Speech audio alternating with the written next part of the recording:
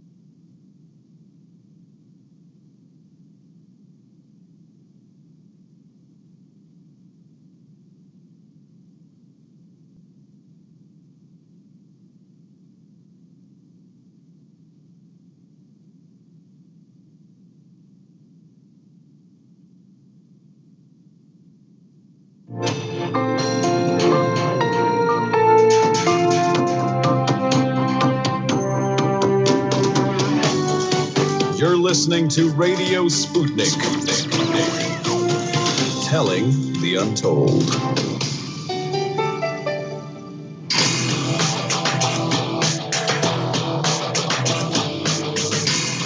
Fault lines. Live from the divided states of America, it is time for our last edition this week of the most disruptive show in American news and politics, as well as global news and politics, too. In the independent corner, your political analyst, Shane Stranahan. And in the left corner, I am the indefatigable, a burning ember in the darkness, your political analyst, Jamarl Thomas. And together we are Fault Lines with Thomas and Stranahan. Let's get into the headlines this morning. First of all, a COVID update. At least 1,171 new coronavirus deaths and 163,405 new cases were reported in the U.S. yesterday on November 12th.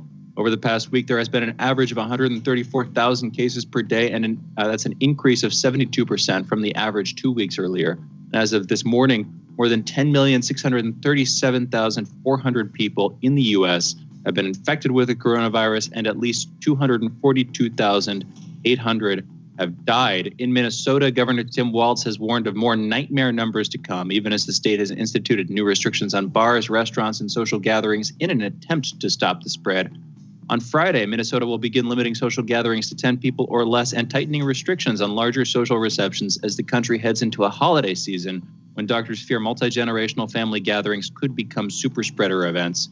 In North Dakota, where cases have increased 60% in the past month, Republican Governor Doug Burgum said this week that the state's hospitals are at capacity and are so strained that the state will allow its healthcare workers to continue working after they test positive for the coronavirus.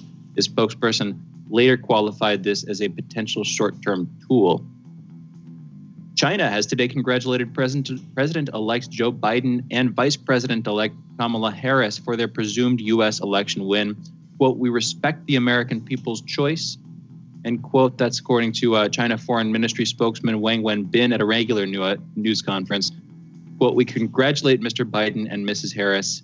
End quote. At the same time, Wang added, quote, "We understand the U.S. election results will be confirmed based on U.S. law and procedure." End quote. Of course, there are reference to potential change of those results by recounts in various states, generally by Trump's contestation of the results of the election, the presumed results. China's foreign ministry previously held off issuing congratulations, saying only that it, quote, "noted," end quote, Biden's claim of victory. Back in the U.S., a top committee made up of officials from the Cybersecurity and Infrastructure Security Agency, that's CISA, and its election partners, rebutted President Trump's claim of widespread voter fraud and irregularities in a statement on Thursday, calling the election, quote, "the most secure in American history," end quote. Quote, "There is no evidence that any voting system deleted or lost votes, changed votes, or was in any way compromised," end quote. That's according, again, to members of the Election Infrastructure Government Coordinating Council, GCC, Executive Committee. CISA Director Christopher Krebs has told associates he expects to be fired after he angered the White House by debunking election misinformation promoted by Trump online. The White House also asked Brian Ware, Assistant Director for Cybersecurity at CISA, to hand in his resignation, which he did on Thursday, according to Reuters. Over in the Caucasus, a Russian peacekeeping battalion has entered Stepanakert, the largest city in Nagorno-Karabakh, as 10 observation posts have been deployed along the line of contact in Nagorno-Karabakh and the Lachin corridor. Azerbaijan's ambassador has said that they see the Nagorno-Karabakh crisis as resolved, but Armenia's Prime Minister Nikol Pashinyan disagreed, saying that the, quote, document signed regarding Karabakh does not mean a final solution to the issue, end quote. The statement was delivered by letter as he reportedly hides in a shelter while protests rage in Yerevan, Armenia's capital, calling for his resignation. In the letter, Pashinyan also said that he had signed the ceasefire at the request of the heads of Armenia's army, as more than 20,000 Armenian soldiers and officials would have been trapped after Azerbaijan took districts in Nagorno-Karabakh. Armenia's foreign minister Zurab Manatskanian met with the foreign ministers of Russia and France, as well as the U.S.'s Deputy Secretary of State. In that meeting, Manatskanian stressed Turkey's role in, quote, planning, provoking, and waging the war, end quote, as well as the importance of preserving Armenian cultural artifacts in the region. Baku has said that it will do so, that it will preserve Armenian cultural artifacts, statues, and such. In related news, Turkey's transport minister announced on Thursday that his country is planning to establish a railway line that will reach the Nakhchivan Autonomous Region in Azerbaijan following the ceasefire between Armenia and Azerbaijan. In Southeast Asia, the governing party of Myanmar leader Aung San Suu Kyi has won enough parliamentary seats to form the next government, official results showed on Friday in a poll that was disputed by the military-aligned opposition and criticized by rights groups. According to the latest batch of results from Sunday's vote, Aung San Suu Kyi's National League for Democracy secured the 322 seats in the bicameral legislature needed to form a government. A British government minister will become the first to travel to Russia next week in over 2 years since the British government blamed Moscow for the poisoning of the Skripals in March of 2018. A visit by Wendy Morton, a junior Foreign Office minister, is not thought to be a sign of thawing in relations between the two countries, which have been at a post-Cold War low since Britain blamed Russia for the alleged attack. Tuesday will be the first time that an annual diplomatic meeting between the two countries takes place in the Russian capital since 2017. Zoom, the company, the sort of telecommunications web app company, Zoom has agreed to upgrade its security practices in a tentative settlement with the FCC, the Federal Trade Commission, which alleges that Zoom lied to users for years by claiming that it offered end-to-end encryption. The FTC said yesterday that, quote, since at least 2017, Zoom misled users by touting that it offered end-to-end 256-bit encryption to secure users' communications, when in fact it provided a lower level of security. That Zoom maintained the cryptographic keys that could allow Zoom to access the content of its customers' meeting, and secured its Zoom meetings in part with a lower level of encryption than promised, end quote. There will be no compensation for affected users, so there are no class action lawsuits coming, according to the FTC. However, the FTC says that, quote, Zoom has agreed to a requirement to establish and implement a comprehensive security program, a prohibition on privacy and security misrepresentations, and other detailed and specific relief to protect its user base, which has skyrocketed from 10 million in December 2019 to 300 million in April 2020 during the COVID-19 pandemic, end quote. I just want to point out, Jamarl, that's a mammoth jump in users. That's like 30 times as many people. What is that, 5 months later? Yeah, almost overnight. Due to the rise of COVID. Yeah, it was almost overnight. I mean, Zoom, it's funny. Zoom is one of those companies that it was almost like when COVID happened, I would imagine they were celebrating. Not, you know what I mean, just from the business opportunity, because all of those people all of a sudden still had to have meetings. And your company, probably one of the most notable, was there. And Google Hangouts at that point wasn't functional anymore, meaning this kind of back and forth that Google used to have. So they were prime on the spot. But the catch is, when you have that many people using your application, any flaw, any screw up, any mistake that's in it gets no. It just comes with the territory at that point. It does. And I mean, the idea that Zoom, the company, could access meetings that they said were going to be absolutely, stored absolutely securely, that's not what a lot of people want to hear. So anyway. No, especially companies that want that stuff to be private. No. Yes. Mm-hmm. Yeah. Microsoft had a security leak like that once before, if I'm not mistaken. I think it was when they came out I forget the year they came out, but there was this kind of weird thing in the contract that says something like the information could be sent back and forth to Microsoft.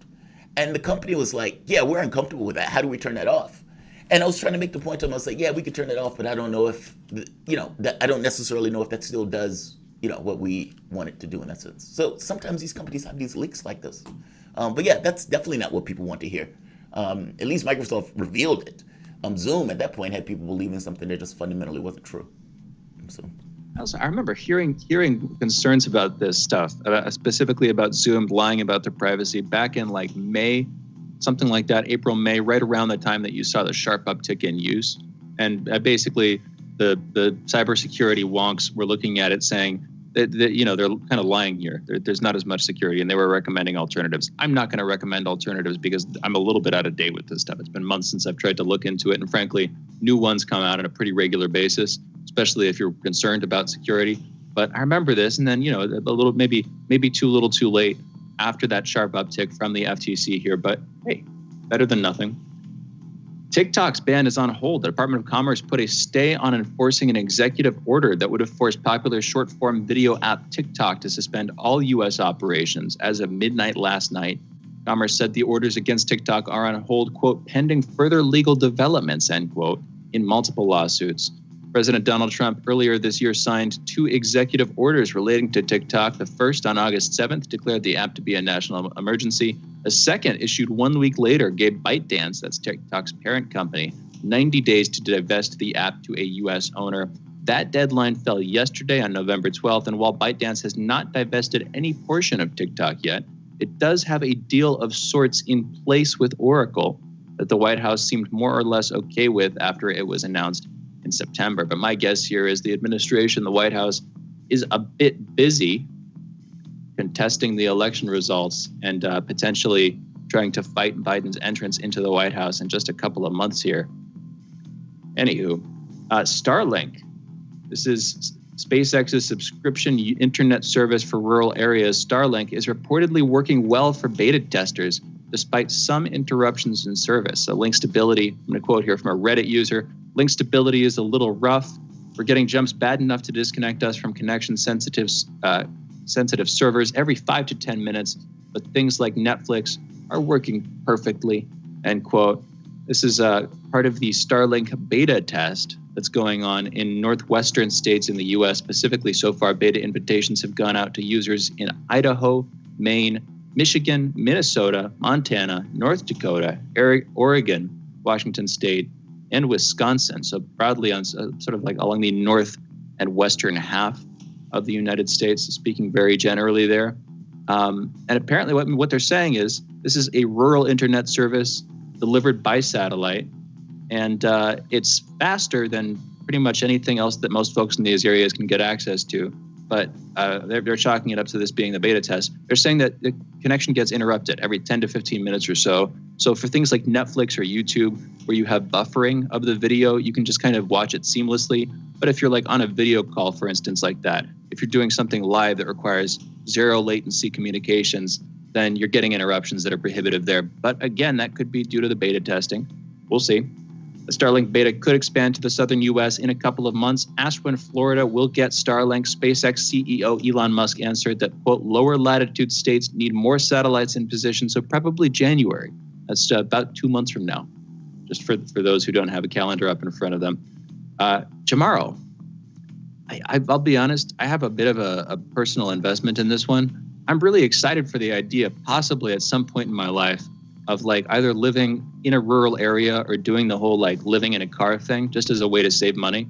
It's a cheap way to live in remote areas and sort of travel the United States over an extended period of months. Yeah. And having one of these satellites, and apparently it would work, you can buy one of these satellites outright, and then you like pay a monthly subscription to keep it going, something like this. I'm personally interested in the idea of doing that while I'm in the car, because right now, otherwise, like say you're in a national park, you don't get any internet. There's no internet available to you. CenturyLink isn't gonna let you do that. Most of these things, Starlink is an exception to this. You can like take your satellite and move it around to different areas, so you don't have to it doesn't have to be in a fixed location, which is kind of cool. Interesting.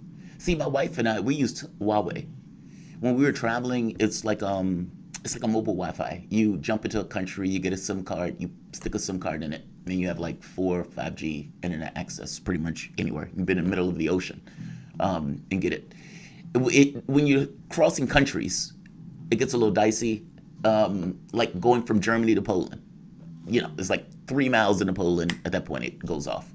So, there are advantages where you can just kind of beam it up and say, all right, I need my satellite to move to wherever I am right now in the middle of nowhere, So now I can see how that'd be beneficial. Weren't some of those things falling out the sky or something? They were having some kind of difficulties with some of the satellites? What I remember happening was that they were having to coat them. They were having to coat, this is what Elon Musk was saying.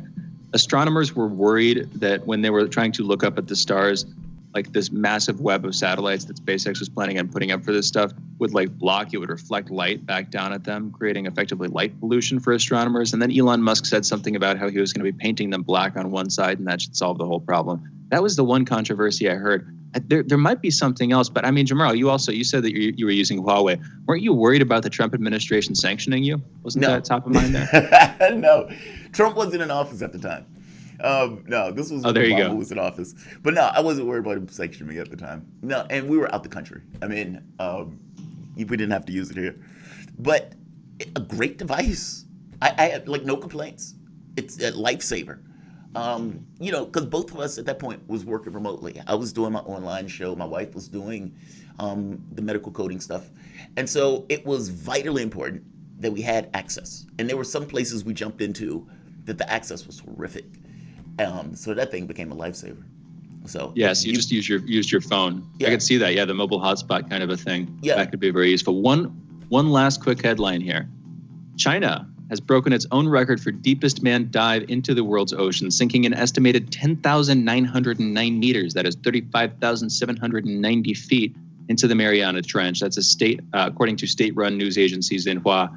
The submersible, named Striver, or Fentuzze, but Striver in English, landed on the seabed at the bottom of the deepest oceanic trench on Earth on Tuesday morning.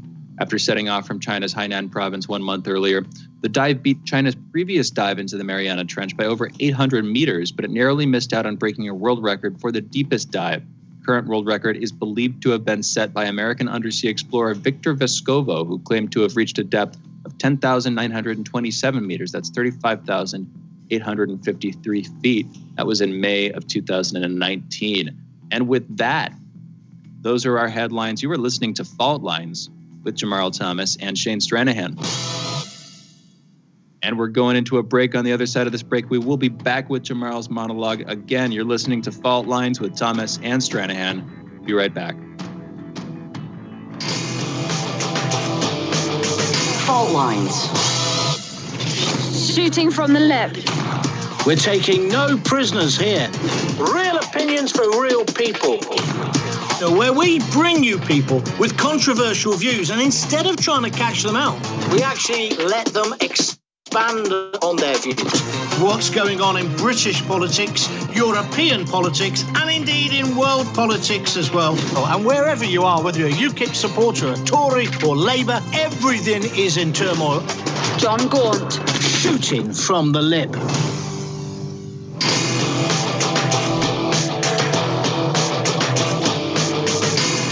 Fault Lines. Welcome back to Fault Lines on Radio Sputnik. My name is Jamarl Thomas. I'm joined by my co-host Shane Stranahan, coming to you live out of our station in Washington, D.C. If you guys live in the area, you can catch us on radio at 105.5 FM and 1390 AM. We're also kicking around in Kansas City at 102.9 FM and 104.7 FM. If you guys are digging what Shane and I are putting down, whatever platform you're consuming us on, definitely give us a like and definitely share that audio or video. And if you guys want to join in on the conversation, you can send us a chat, a tweet, and of course, you can reach us by phone at 202-521-1320. That is 202-521-1320. One of the weirdest things that I think I saw this election season was people dancing on the streets that Joe Biden won. I thought it was the oddest thing ever.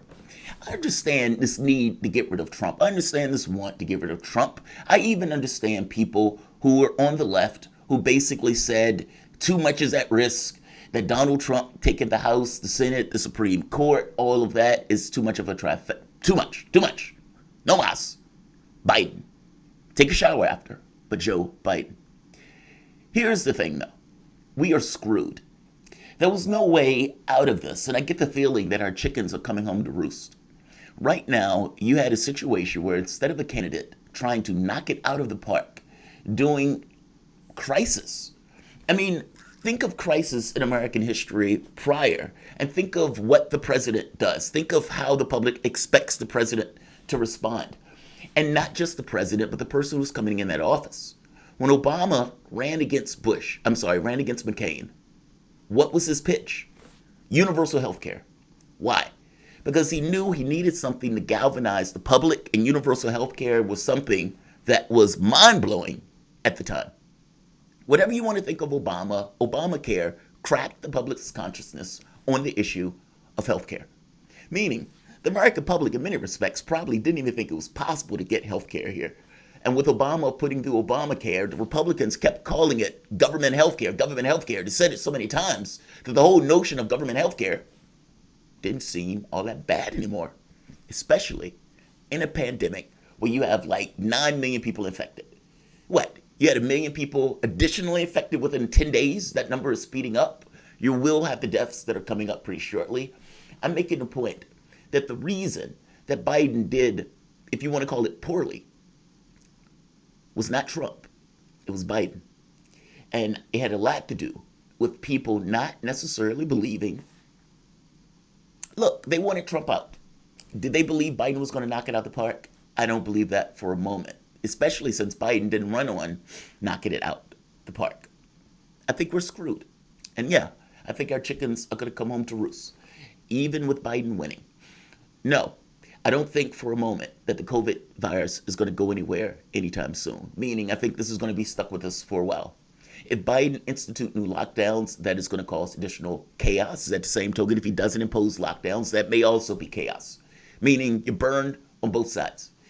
The number of people who are going to be evicted, the number of people who are going broke and desperate over this period of time, and keep in mind, the higher up on the income ladder you were, meaning the more secure you were before COVID, the more secure you are after COVID.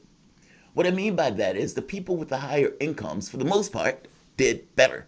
People with jobs where they can work from home, people with jobs that were offices or whatever, where they had a little bit more leeway in regards to how they could do that job. Those people, for the most part, did fine. Their salaries kept going. They got to work from home, where you had a lot of other people who were already at the low end of an economic scale lost their jobs, meaning in further desperation. I'm trying to get across to you that this division in our society, this breaking of our society, where you have these kind of two sides, where one side seems to be doing quite well, meaning middle class, upper middle class, and you have the poor and this other kind of the middle class, they got decimated. Nobody in the political space is speaking to those people. Not the Democrats, not the Republicans. And I understand that there are a lot of Democrats out there who are celebrating Biden's win, but I would point out that there is a certain amount of privilege that allows you to celebrate a Joe Biden win, especially when Joe Biden is not going to deal with the issues of healthcare, is not going to deal with the issues of minimum wage laws. And by the way, even if he did want to, the fact that Mitch McConnell is sitting in the Senate, unless something magnificent happens in Georgia on those 2 Senate seats, Mitch McConnell will be in that Senate.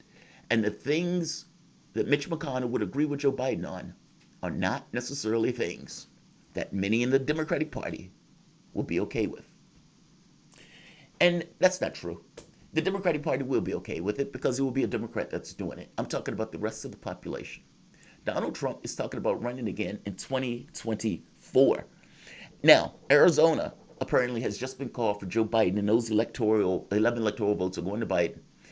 If Trump, at the very least, him saying that he's going to run in 2024, to some degree gets across that he's accepting the fact that he lost. Because after all, you can't run in 2024 if you win back-to-back terms. So the fear that the president of the United States is not necessarily going to concede, whether he concedes or not, clearly he's planning on leaving if he's talking about coming back in 2024. But I'm trying to make a different point. Donald Trump was incompetent.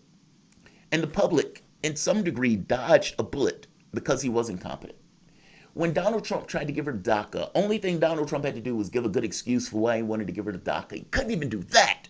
And the court basically prevented the president from getting rid of the executive order from another president, something that presidents should have the power to do. Even from the standpoint of the COVID stuff, if you would have had people just wearing masks early on, instead of saying it's unmanly to wear masks, those people would have been back to work sooner. You would have had less deaths on your hands, and you probably would be winning re-election right now.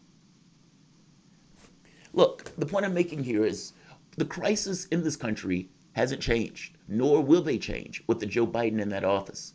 And if Mitch McConnell takes this tack where my goal is to make Joe Biden a one-term president, and the next person Joe Biden runs against may not be incompetent, that person may be a competent actor that just as bad as Trump. I mean, think for the moment, if a Mike Pence gets in office, or Ted Cruz gets in office, or Tom Cotton gets in office, or any of a bunch of number of knuckle draggers get into office, or for that matter, do you even want a rerun where you get somebody like Biden running against somebody like, let's say, a Ted Cruz, where once again you're stuck or you feel like you have no option. I hate to tell you this, but the fact that you allowed that to work this time means in perpetuity you will get a monster running against some random Democrat. Whether that's Biden, whether that's Kamala Harris, whether that's some other random milquetoast Democrat. That's what you're going to get in perpetuity because they found that's the magic formula to win. My concern here is that in 2024, Biden loses. Because what does Biden get accomplished in a White House when he doesn't have the Senate? And when that Senate is going to be, to some degree, reflexively against his interests and him getting anything accomplished. And if that is the case, how does Biden win? Shane, what do you think for 2024? You think Biden, look, we're assuming that Biden makes it to 2024, but even if it's Kamala Harris couldn't even get to a primary. And maybe they think if they wedge her in there, that if anything happens to Biden, she's the next generation or something. I don't know. I do have qualms, though, of what will happen in 2024, because I suspect it will be a ledger. And they would ask the question, what did you get accomplished? And the question becomes, what is a Mitch McConnell going to let Joe Biden get accomplished? And is it going to be something that is going to demoralize or something that livens up the base? And to be honest, they may even just think at this point it's math. What do you think? Depends on who he or she is going to be running against. You know, depends on who the Republican put forward. In 2016, obviously, Trump broke through. That seemed to shake up the Republican Party orthodoxy in terms of the types of candidates they're willing or able to let slip through their ranks. And we'll see if in 2024 that holds true for the president again. I mean, Trump was rich, so that's what let him. That's what, you know, in addition to whatever personal commitment he had, whoever else was propping him up at the time, that's what let him break through. In 2024, there's a possibility that you're going to get another rich candidate, or there's a possibility that there's going to be some young up-and-comer who's sort of appealing to this more populist new right movement thing that's been going on, and they break through. Alternatively, and I mean, the Trump in some sense set the stage for this with slightly more liberal policies in some ways than you're used to seeing from a Republican candidate.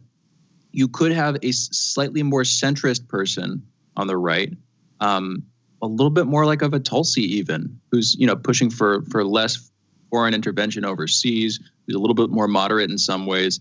They could, you know, there's a potential for a long-term sea change in the Republican Party's position. As we, of course, we're seeing with the Democratic Party switching, moving further and further to the right. I don't know. You know, you're asking me a question. I don't know, but I think it mainly does depend on who he's going up against, or who, if Biden passes away, who Kamala is going up against. I think that's What's fair. your take, Jamarl? Yeah, I think that's fair. I guess I'm looking at it from a standpoint of what does Biden get accomplished? And, you know, are those things going to be something that he can show off? But you're right. I mean, that's assuming Biden is even going to be there. And I think maybe that's even part of the problem. Like, this stuff is so up in the air. I mean, if you think of, you know, what is going to happen after the evictions? What is going to happen after the layoffs become permanent? What's going to happen when the jobs don't just come back? You know what I mean? Like, what's going to happen when it gets into the winter? This just doesn't seem like it's a good outcome. That's all. And I don't see Biden doing anything about it. And because I don't see Biden doing anything about it, I think to myself, oh God, they're going to lose. But we'll see. I mean, maybe I'm being too harsh. And maybe Biden knocks it out the park and just shocks me. I don't think that's going to be the case based on the last 47 years. I would be shocked by that. But you never know. But no, we'll see. I guess it's an issue of time. Yeah, I guess it's an issue of time. So let's do this. Let's take a break, and we will be back with Alexander McCurris. This should be an awesome conversation. You guys are listening to Fault Lines with Thomas and Stranahan. We'll be back in a moment.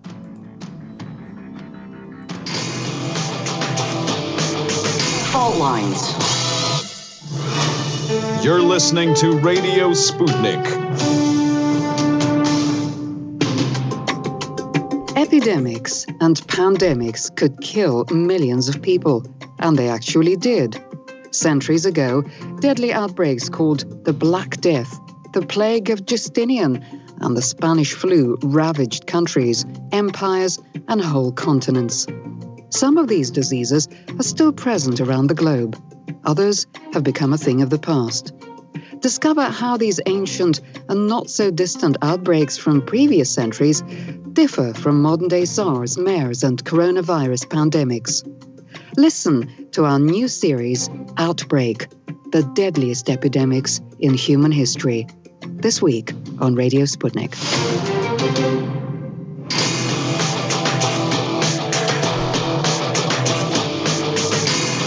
Fault Lines.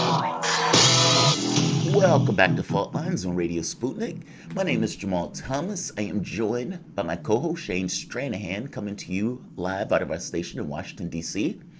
Right now, one of my favorite guests, actually, Alexander McCurris, editor-in-chief at The Duran. Alexander, welcome to the show.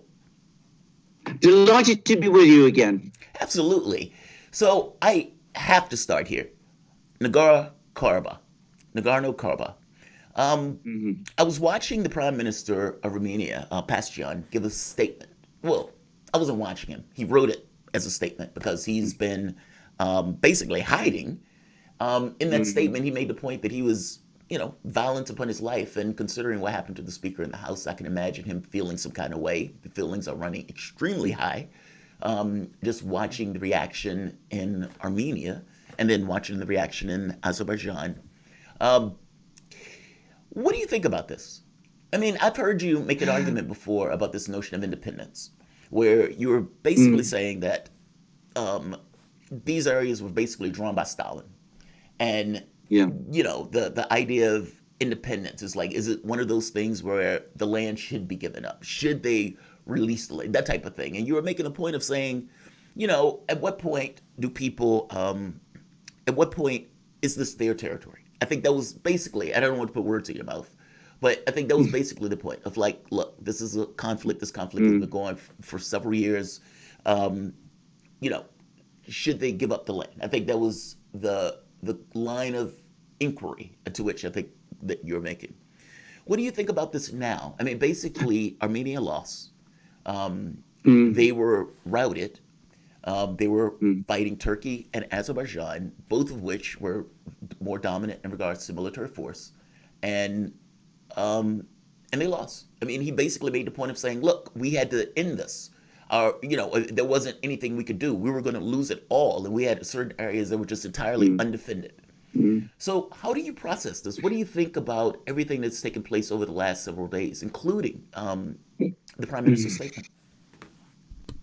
Yes, well, what has basically happened is that, as you correctly said, Armenia, and there's been more and more reports coming out of Armenia about the extraordinary disorganization within the military leadership of Armenia.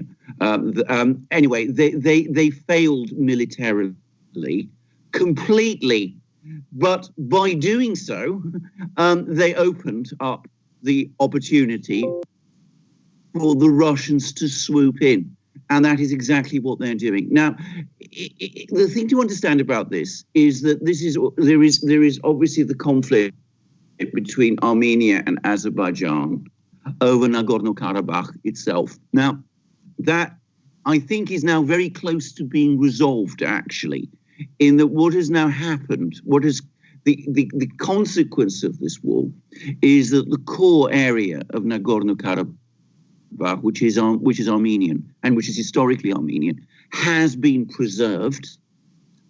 And there have been hints coming out of Azerbaijan, including a comment from the ambassador, the Azerbaijani ambassador to Moscow, that the Azerbaijani government is going to accept that is going to go its own way.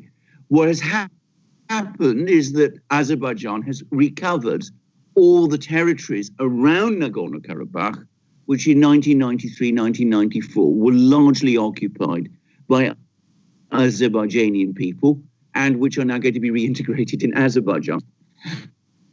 The major winner is Russia, because they had an Armenian government which they were unhappy with for all sorts of reasons, and which was sort of realigning to some extent with the United States, which is what Pashinyan is all about. And at the same time, they were having an Azerbaijani government which was leaning towards Turkey.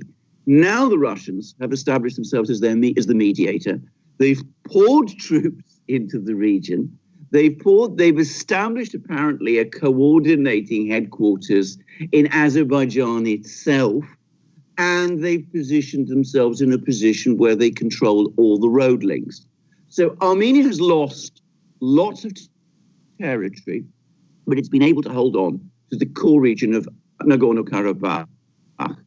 Azerbaijan has recovered lots of its old territory, but it seems to be willing to let the core region of Nagorno-Karabakh go its own way. The government in Armenia has been completely discredited and will probably fall. And the government in Azerbaijan, which is more of a dictatorship than the one in Armenia is, has been pulled towards Moscow. So the Russians have come out the big winners from this. You know, it's Alexander, I'm curious. So far, all of the conversation in Armenia, in terms of the political dissent, the protests that are going on, all of that has been focused on Prime Minister Pashinyan. And like you were saying, he was the big Western-leaning politician in the bicameral government they have there. What about Sarkisian? What do you think Sarkisian's fate is on the other side of this crisis? Well, I think he's going to try and hold on, and he's already distanced himself from Pashinyan because he says, I didn't know anything about these agreements. I was cut out of all the discussion. So he's going to try and keep as much distance, I think, from Pashinyan as he possibly can. Armenian politics are extremely complicated. I should say that my brother is very familiar with the country. He travels there regularly, and he has lots of friends in Armenia. And he tells me that the atmosphere is become very, very hostile to Pashinyan. Sarkisian is not seen in quite the same way, but there is also a widespread feeling that one of the things that has led to this debacle is that Pashinyan realigned with the United, allow this enormous embassy, the US embassy there. It's got 2,000 people working in the US embassy in Yerevan. That is as many as the size, that's as big as the Russian military contingent, which is now pouring into the Caucasus, which also numbers 2,000 men. And he relied too much on diplomacy with the United States and France, and neglected the ties with Russia, and purged lots of experienced military commanders who were also seen by him as pro-Russian, and disastrously broke Armenia's shared air defense systems with Russia and ended intelligence cooperation with Russia. And this is now widely blamed by many people as setting in store the debacle that we've now seen. So Sarkisian is to some extent detached from this, and he will probably survive. Pashinyan probably won't, but we will see. Yeah, it looks like he's going to have a hard way to go to stay in office at this point. I mean, if you're basically hiding in a bunker from the public and putting out dispatches on Facebook or statements, that doesn't look all that good. Is it really over with, though? I mean, his statement came across like this is just a lull. That's the way his statement came across. But I have a hard time seeing how this is not over for the foreseeable future. I mean, if I'm not mistaken, the contract or the deal that he signed was like for 5 years, automatic renewal, unless there was two sides agreements that Russia basically stays there and keep its peacekeeping troops there. So is it really over? I guess that's the question. Yes, I think it is. I think it is essentially over. If you go back and review the negotiations that have been going on over many years, in which the Russians have been the major mediator, what we actually have now is a map which is essentially the one the Russians have been proposing all along. Nagorno-Karabakh, the core area, remains essentially independent. All the other territories, which were, before the 1993-94 war, Azerbaijan, they go back to Azerbaijan. The Russians now control the road links from Armenia to Nagorno-Karabakh, and they also control the road links from Azerbaijan to this other region of Azerbaijan called Nakhichevan, which is surrounded by Armenian territory. So the Russians have drawn the maps again, just as Stalin did. They've now redrawn the maps. And what we now have is essentially the arrangement that they've been pushing all along. And they got the troops in place to enforce it. There is no realistic possibility that Armenia is ever going to be able to reverse this outcome, because there's no way that Armenia by itself can prevail against Azerbaijan and Turkey. And there is no way that Azerbaijan can change this outcome, because though it can take on Armenia, it obviously cannot take on Russia.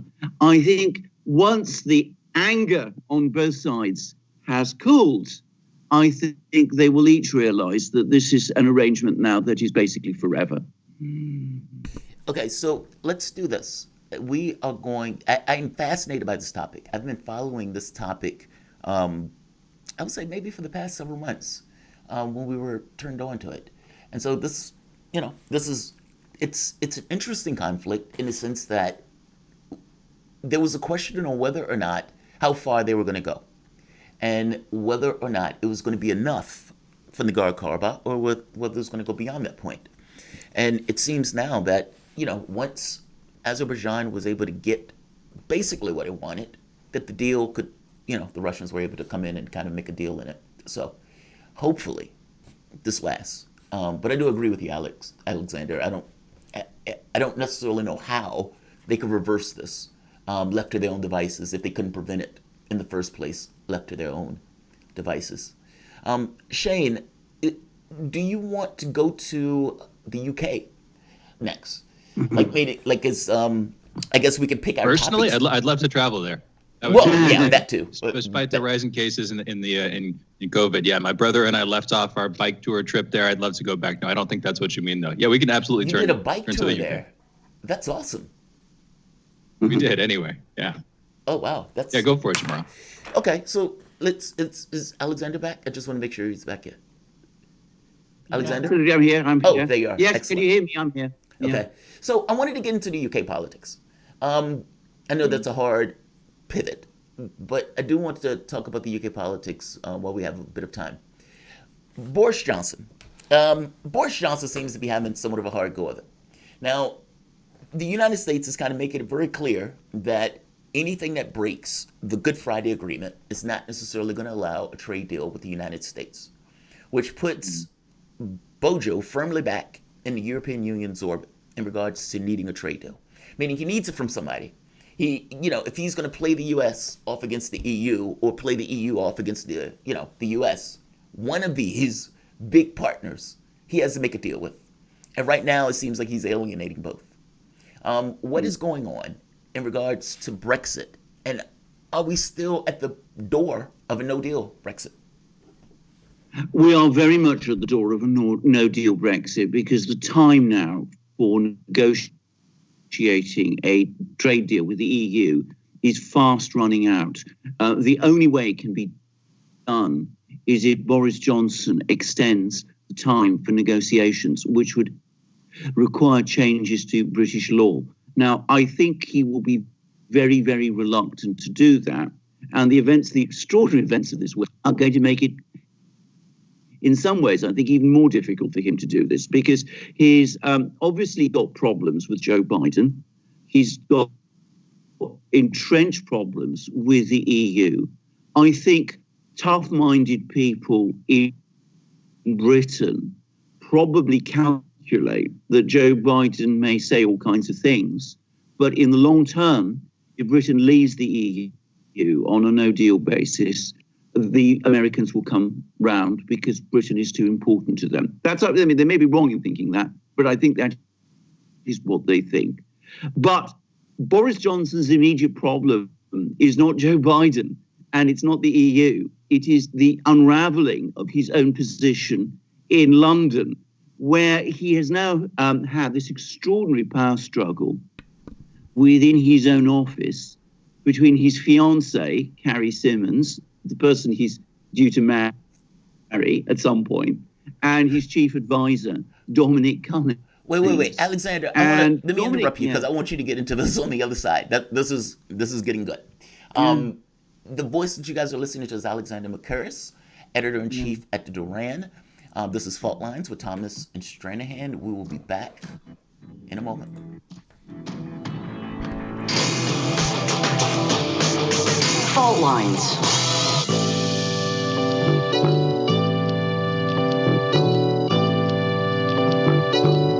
What's the most important hour of the day? It's the Critical Hour with Dr. Wilmer Leon. On this show, we don't just deliver the latest headlines. We divide the real from the fake. Tune in to hear from some of the most brilliant political minds of today. Get in-depth news and analysis that goes beyond the surface and digs straight into the details. Set your clock to the Critical Hour for a news perspective unlike any of those other guys. Tune in to the Critical Hour with Dr. Wilmer Leon, weekdays 6 to 7 p.m. Eastern, and catch us on Facebook Live. You're listening to Radio Sputnik.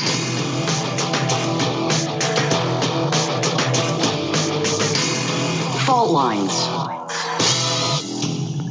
And we're back. You're listening to Fault Lines with Jamarl Thomas and Shane Stranahan, and our guest, Alexander McCurris, editor-in-chief at the Duran. You can check that website out, by the way, theduran.com, and follow the Duran on Twitter at theduran_com. Again, Twitter, theduran_com. Alexander, thank you again for being with us. I wanted to turn actually to American politics, specifically the results of the election still pending. China just congratulated Biden on his presumptive win as the president-elect here. Russia, I believe, is still holding off. I saw, personally from my end, I saw China coming out and saying that as a sort of big coup for Biden internationally. They had been holding back to the chagrin of the pending Biden administration here. But there's a widespread sort of state of suspense in American politics as over the next month or so, recounts take place, pending lawsuits begin to go into full effect, and different states have to sort of reconcile themselves with the results of the 2020 election. I'm just going to start like this. What do you think actually happened here? I mean, and furthermore, mechanically, procedurally, what do you see coming next in terms of the election? Alexander.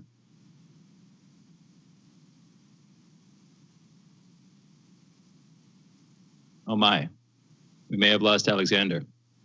Yeah, he's coming back. He was having a little difficulty with his connection, so he may be back in a few moments. They're probably trying to. I believe he's back. I think. Can you hear me? Can you hear me? There we go. You're on now. Can you hear me now? Yes. Can I first of all deal with the China story, because I think that story is actually wrong. It's based on a report from Associated Press.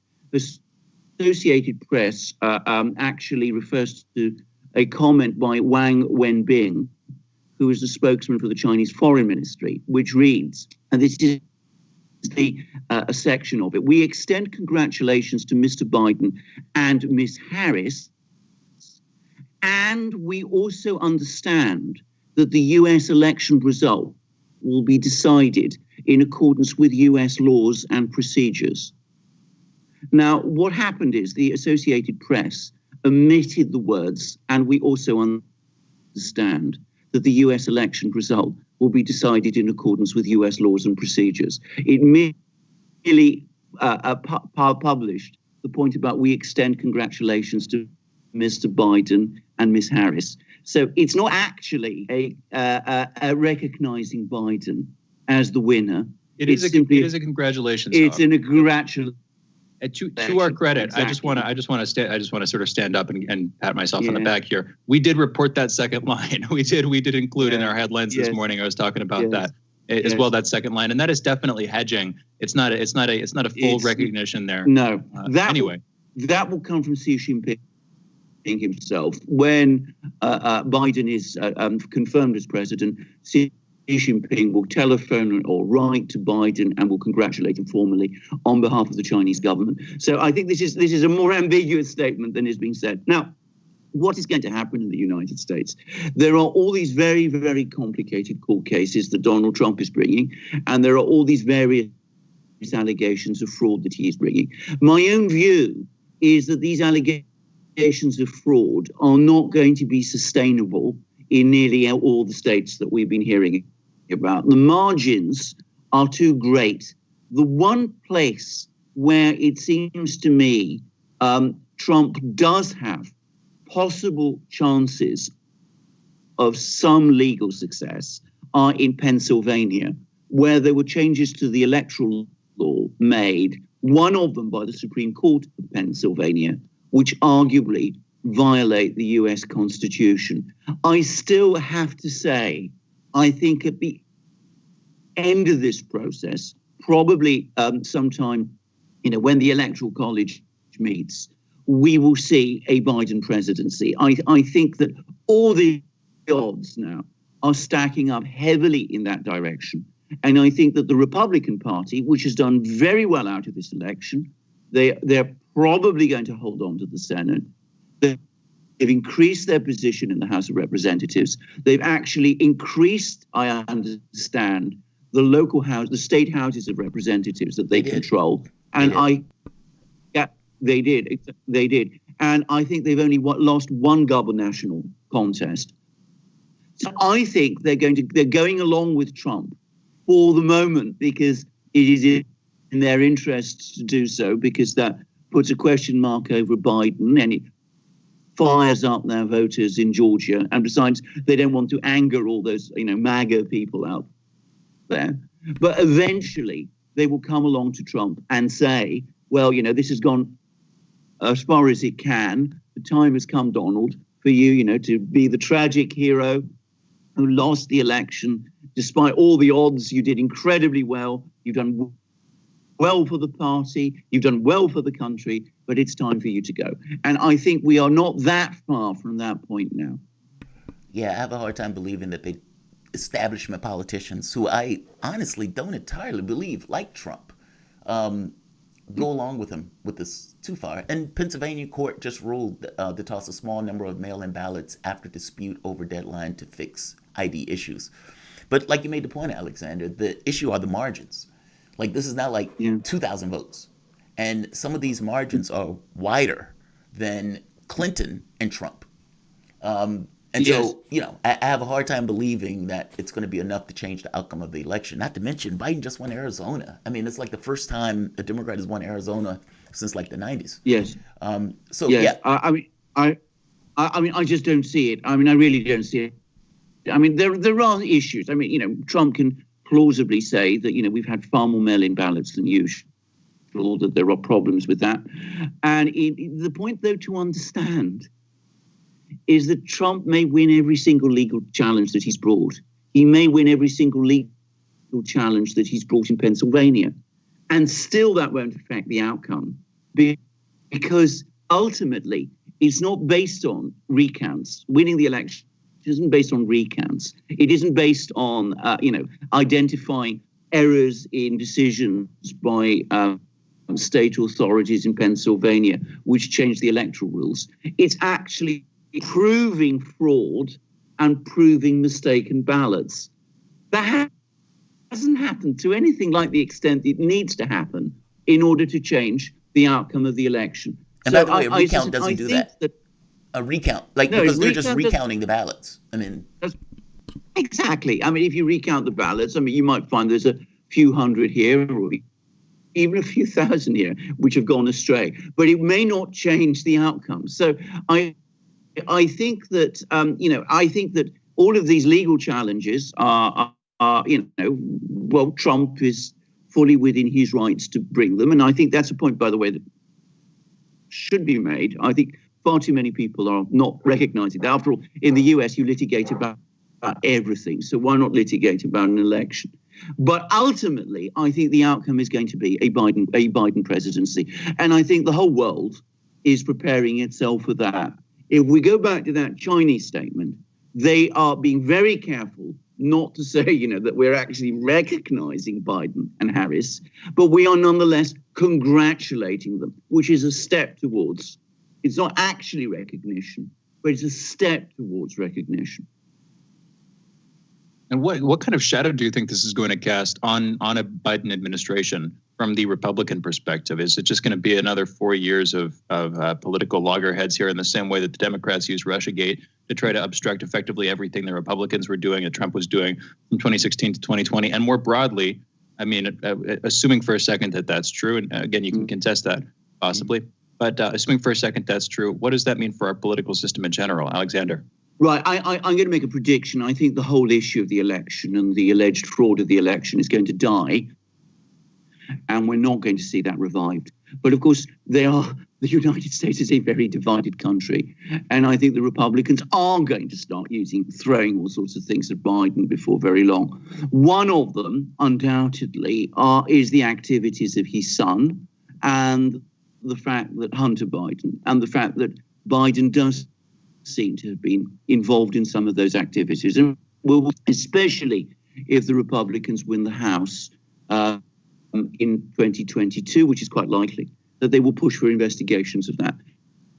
The other thing, and I think this is the other thing that's now playing out, is that I suspect that the Trump administration is going to use the last 2 months to get as much material about Russiagate, all the documents about Russiagate, published as they can. That's what I think all those changes in the Pentagon, for example, are really about. There's a lot of information apparently on Russiagate within the Pentagon itself. So I think we could very well see all kinds of investigations on Russiagate. And that, what goes round, as they say, comes round. So I think we will see more investigations. And of course, what is it going to do? It is going to deepen the partisan divide. More and more people are more and more angry in the United States with each other. And it's going to reinforce the feeling that I think many people have outside Washington, that what is going on in Washington is becoming increasingly remote from the actual life of the country, and the politicians in Washington are obsessed with maneuvers against each other and are no longer really thinking about the future of the country or the concerns of people and the way people live their lives. So we will see this growing alienation and this growing division and growing suspicion about the whole political process. And that's unfortunate because it's a race to the bottom. I mean, it seems to get worse and worse every 4 years. I mean, you go where the Republicans don't give Obama a Supreme Court pick. And then you have Democrats delegitimizing Trump all the way through, saying that he was working with the Russians in order to get elected. And then you have Trump basically saying that the election was stolen and the election is a fraud. And so Biden gets in and they probably impeach Biden on something. Like it's a race to the bottom at a certain point where the system just gets so chaotic. It just doesn't seem to be able to maintain itself. You guys have been listening. That's exactly right. That is exactly what I fear is happening. We have a word for this in Greek, which is called stasis. Status is standstill. It means a political system is at a standstill.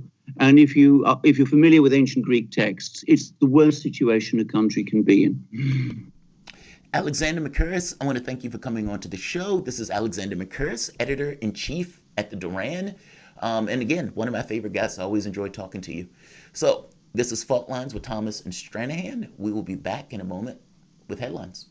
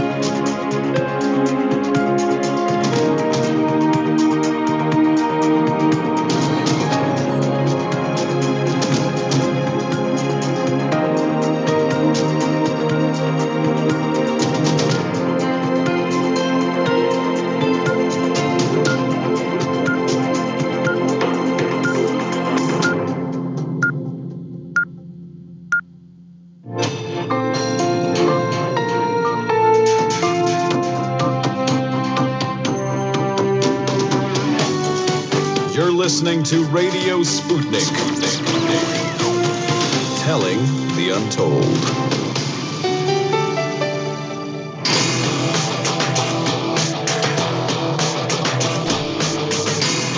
Fault lines. Live from the divided states of America, welcome to your daily inoculation for propaganda. In the left corner, I am the indefatigable, the ever-vigilant, the last antibody to a sick and seizing political system, your political analyst, Jamarl Thomas. And in the independent corner, I am your political analyst, Shane Stranahan. You are listening to Fault Lines with Thomas and Stranahan. So let's get to some headlines. In the news, at least 1,171 new COVID cases or COVID deaths and 163,405 new cases were reported in the United States on November 12th. Over the past week, there have been an average of 134,078 cases per day, an increase of 72% from the average 2 weeks earlier. As of Friday morning, more than 10,637,400 people in the United States have been infected with the coronavirus, and at least 242,800 have died. In Minnesota, Governor Tim Walz has warned of more nightmare numbers to come, even as the state has instituted new restrictions on bars, restaurants, and social gatherings in an attempt to stop the spread. On Friday, Minnesota will begin limiting social gatherings to 10 people or less and tightening restrictions on larger social receptions as the country heads to the holiday season when doctors fear multi-generation family gatherings can become super spreader events. In North Dakota, where cases have increased 60% in the past month, Governor Doug Bergman said this week that the state's hospitals are at capacity and are so strained that the state will allow its health workers to continue working after they test positive for COVID-19. Wow. The spokesperson later qualified this as a short-term fix. It also needs to be noted that I think it was a few weeks ago, Utah was being hit so hard, they were talking about rationing care. So this is getting to be pretty extreme. It seems to be out of control. And the president of the United States, at least the president for the next several months, is trying to get reelected after losing the race. Great. China has today congratulated President-elect Joe Biden and Vice President-elect Kamala Harris for their presumed United States election win. Quote, "We respect the American people's choice," said China's foreign minister spokesperson Wang Weibman at a regular news conference. "We congratulate Mr. Biden and Mrs. Harris. At the same time," Wang added, "we understand that the U.S. election results will be confirmed based on U.S. law and procedure. China Foreign Ministry previously held off issuing congratulations, saying only that it noted Biden's claim of victory. A top committee made up of officials from the Cybersecurity and Infrastructure Security Agency and its election partners rebutted President Trump's claim of widespread voter fraud and irregularities in a statement Thursday, calling the election, quote, the most secure in American history, unquote. There is no evidence of any voting system deleted or lost votes, changed, or was in any way compromised, members of the Election Infrastructure Government Coordinating Council Executive Committee said in a statement. CISA Director Christopher Krebs has told associates he expected to be fired after he angered the White House by debunking the election misinformation promoted by Trump online. The White House also asked Brian Ware, Assistant Director for Cybersecurity at CISA, to hand in his resignation, which he did on Thursday, according to Reuters. It's going to be funny when Joe Biden hires those people back again. A Russian peacekeeping battalion has entered Stepanakert, the largest city in Nagorno-Karabakh, as the 10 observation posts have been deployed along the line of contact in Nagorno-Karabakh and the Lachian corridor. Azerbaijan's ambassador has said they see the Nagorno-Karabakh crisis as solved, but Armenia's Prime Minister Nikol Pashinyan disagreed, saying the quote, the document signed regarding Karabakh does not mean a final solution to the issue. The statement was delivered by letter as he reportedly hides in a shelter while protests rage in Yerevan, Armenia's capital, calling for the resignation. In the letter, Pashinyan also said that he had signed the ceasefire at the request of the heads of the Armenian army, as more than 20,000 Armenian soldiers and officials would have been trapped after Azerbaijan took districts in Nagorno-Karabakh. Armenia's Foreign Minister Zorab Minastyan met with the Foreign Minister of Russia and France, as well as the United States Deputy Secretary of State. In the meeting, Zorab stressed Turkey's role in, quote, planning, provoking, and waging the war, unquote, as well as the importance of preserving Armenian cultural artifacts in the region. Baku has said that it will do so. Turkey's transportation minister announced on Thursday that his country is planning to establish a railway line that will reach into the Nachfian Autonomous Region in Azerbaijan following the ceasefire. The governing ministry of Myanmar leader Aung San Suu Kyi has won enough parliamentary seats to form the next government, official results show on Friday. In a poll disputed by the military-aligned opposition and criticized by rights groups.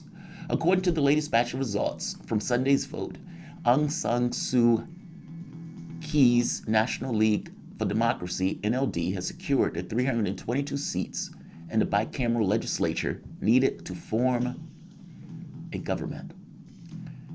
Well, it's nice to see that the governmental crisis is not just here. It seems to be taking every place all over the world. A British Prime Minister will become the first to travel to Russia next week in over 2 years since the British government blamed Moscow for the poisoning of the Skripals in March of 2018. The visit by Wendy Borden, a junior foreign office minister, is not thought to be a sign of a thawing in relations between the two countries, which have been in post-Cold War low since Britain blamed Russia for the alleged attacks. Tuesday will be the first time that an annual diplomatic meeting between the two countries takes place in the Russian capital since 2007. Zoom has agreed to upgrade its security practices in a tentative settlement with the Federal Trade Commission, which alleges that Zoom lied to its users for years by claiming that it offered end-to-end encryption. The FTC said yesterday that, quote, since at least 2016, Zoom misled users by touting that it offered end-to-end 256-bit encryption, unquote, to secure users' communication, when in fact it provided a lower level of security, that Zoom maintained the cryptographic keys that could allow Zoom to access the content of its customers' meetings and secure its Zoom meetings in part with a lower level of encryption than promised. There will be no compensation for the affected users. The FTC says, however, that Zoom has agreed to the requirement to establish and implement a comprehensive security program, a prohibition on privacy, and security misrepresentations and other detailed and specific relief to protect its users base, which has skyrocketed from 10 million in December 2019 and 300 million in April 2020 during the COVID-19 pandemic. Wow, that is exceptional. Shane, do you know any other companies that has had growth like that in such a fast, rapid turnaround? That's no time. That's like a few months. And you're talking about what, like a 30-fold increase? Yeah, 30-fold increase in the matter of, what was that, 5 months? Yeah. I don't have a list. I don't have a chart in my head. It does remind me of the very quick growth, the precipitous growth of PayPal and eBay back in the late 90s. But that's the only real other thing that comes to mind. There might be some marginal things, but especially for a company that so many people used. 300 million users, that's a little bit less than the entire population of the United States distributed around the globe. That's massive, Yeah, it is massive. Good for them. Horrible. Sucks for them that they lied to their users, but yeah, phenomenal growth. I'm wondering what else are we going to see in regards to trends after COVID? Are people going to be working from home more? Is there going to be people buying or shopping online more just because they got accustomed to doing so? I just wonder how many habits have changed over the course of this, 6-7 months with the COVID-19, and how long those things are going to last into the future.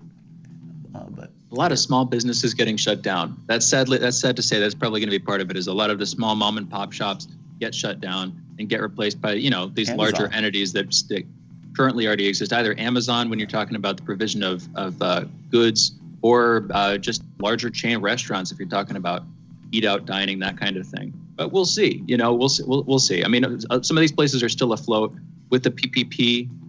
During the Trump administration, the payroll protection program, some of these companies were able to keep going. I know that from experience, from talking with people, and just from seeing places still open. Yeah. But we'll see how long that lasts. Yeah, that I have to say that was, aside from the deaths, which the deaths are always going to take priority. The shutting down of those small mom and pops was a letdown. That's a social contract, fundamentally breaking down. And it didn't seem like either party cared that much. They were basically playing politics with the stimulus, going into the election, believing that it was going to hurt the other side. And so, yeah, it's dysfunctional, to put it mildly. The Department of Commerce put a stay on enforcing an executive order that would have forced popular short-form video app TikTok to suspend all U.S. operations as of midnight last night. Commerce said the order against TikTok are on hold, quote, pending further legal developments, unquote, in multiple lawsuits. President Donald Trump earlier this year signed 2 executive orders relating to TikTok. The first, on August 7th, declared the app to be a national emergency. A second, issued 1 week later, gave ByteDance, TikTok's parent company, 90 days to divest the app to a U.S. owner. The deadline fell yesterday, November 12th. And while ByteDance has not divested any portion of TikTok yet, it does have a deal of sorts in place with Oracle that the White House seemed to more or less be okay with after it announced it in September. SpaceX's subscription internet service for rural areas, Starlink, is reportedly working well for beta testers despite some interruptions in service. Quote, link stability is a little rough, unquote, Reddit users Exodatum wrote on the Starlink subreddit yesterday. Quote, we're getting jumps bad enough to disconnect us from connection-sensitive servers every 5 to 10 minutes, but things like Netflix are working perfectly, unquote. So far, beta invitations have gone out to users in Idaho, Maine, Michigan, Minnesota, Montana, North Dakota, Oregon, Washington State, and Wisconsin. The Starlink beta could expand to southern U.S. in a couple of months. Asked when Florida would get Starlink, SpaceX CEO Elon Musk answered, quote, lower latitude states need more satellites in position, so probably January, unquote. So Shane, you were saying that this is one of the things you're interested in because you can apparently move the satellites, like you can buy a satellite. Well, you can do that. And here's the other thing: is it's just good for rural areas in general, broadly. If you want internet and you live on a remote farm, for instance, the services are either expensive or non-existent. So, and when I say expensive, I mean pretty damn expensive, multiple hundreds of dollars per month for these things, if not more. And that doesn't even include installation fees. This is just something that you've got to look into if you're planning on moving into a rural area, as I have in the past. And yeah, when you start looking around, it's hard to find good deals or hard to find deals at all. You think about it, if you're miles off an established road, if you're miles away, like I have fiber optic right now out in South Dakota, you can't get that. You can't get anything approaching that. Even satellite, some areas are simply not covered. And so that, you know, they're trying to sort of create this wide blanket of satellites to provide internet to those areas. We'll see how it actually goes. You know, this is still beta testing. But it is Elon Musk. He seems to be good at coordinating these sorts of larger logistical operations. And yeah, that's the idea. To get back to working on my Hyperloop or my flying car. This is nice. Don't misunderstand me, but I don't plan to move to a rural area. It's not as much, though. Anytime soon. But this is cool, though. I mean, I don't want it to interrupt, like, the ability to see into space or something like that, or I don't want any kind of weird effects from it that we just are unforeseen. But you make a good point. I mean, there are plenty of places that may be like in the middle of the ocean or you know, in the middle of nowhere. I think we had one internet service in Ashland, and if that didn't do well, then oh well, that's what you're stuck with.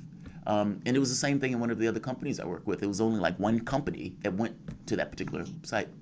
So I could see how this would, be beneficial. I could totally see it. Those are your headlines. You're listening to Fault Lines with Thomas and Stranahan. So let's do this. Let's take a break. Let's take a break. You guys are listening to Fault Lines with Thomas and Stranahan. We will be back in a moment.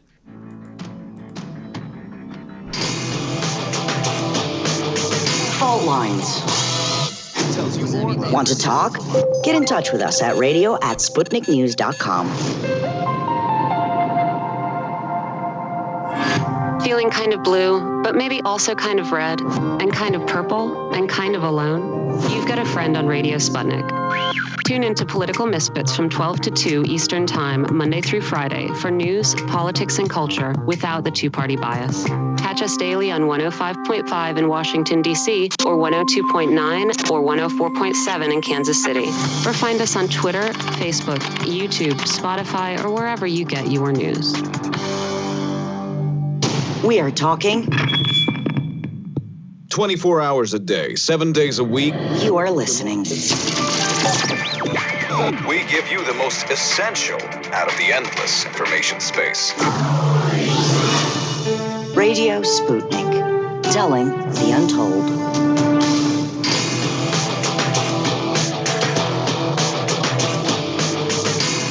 Fault Lines.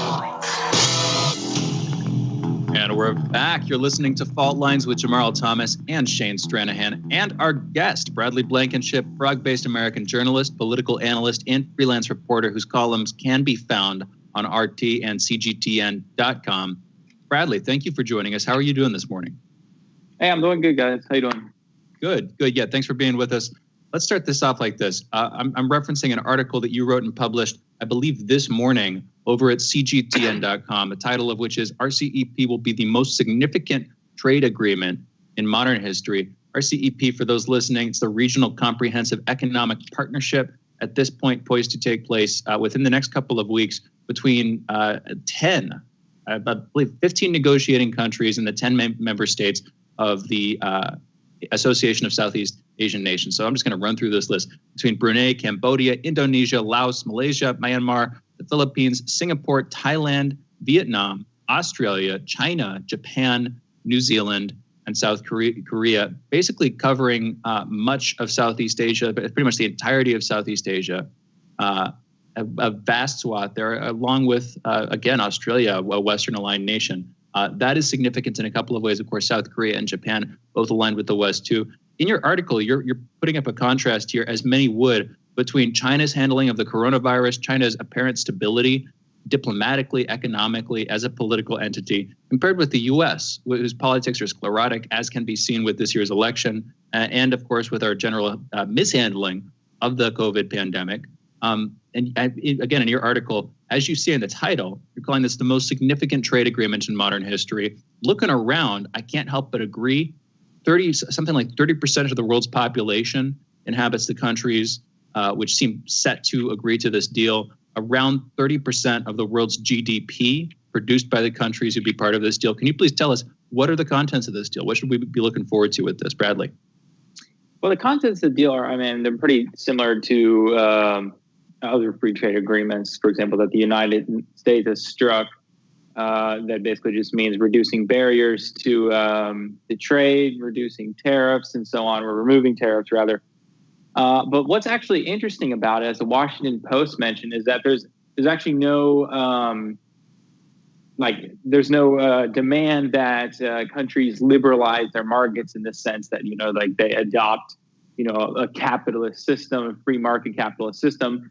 And it actually provides protections for weaker countries to actually maintain more autonomy than what you would have seen, for example, the Trans-Pacific Partnership that Washington was trying to broker in that region. So it's really focusing a lot on win-win cooperation, which I suspect is why Western allies are willing to get on board with the agreement, because it's not, just like a stand-in for Chinese multinational corporations like the TPP would have been. It would have been just a stand-in for American multinational corporations and American hegemony in the region. Well, speaking of that, I'm glad you mentioned the Trans-Pacific Partnership. We all know that was Obama's thing. He was trying to push that, not to mention the people who gave him the $1 billion to run in that race, but he was basically pushing it on behalf of, like you said, multinational corporations who was going to give up sovereignty.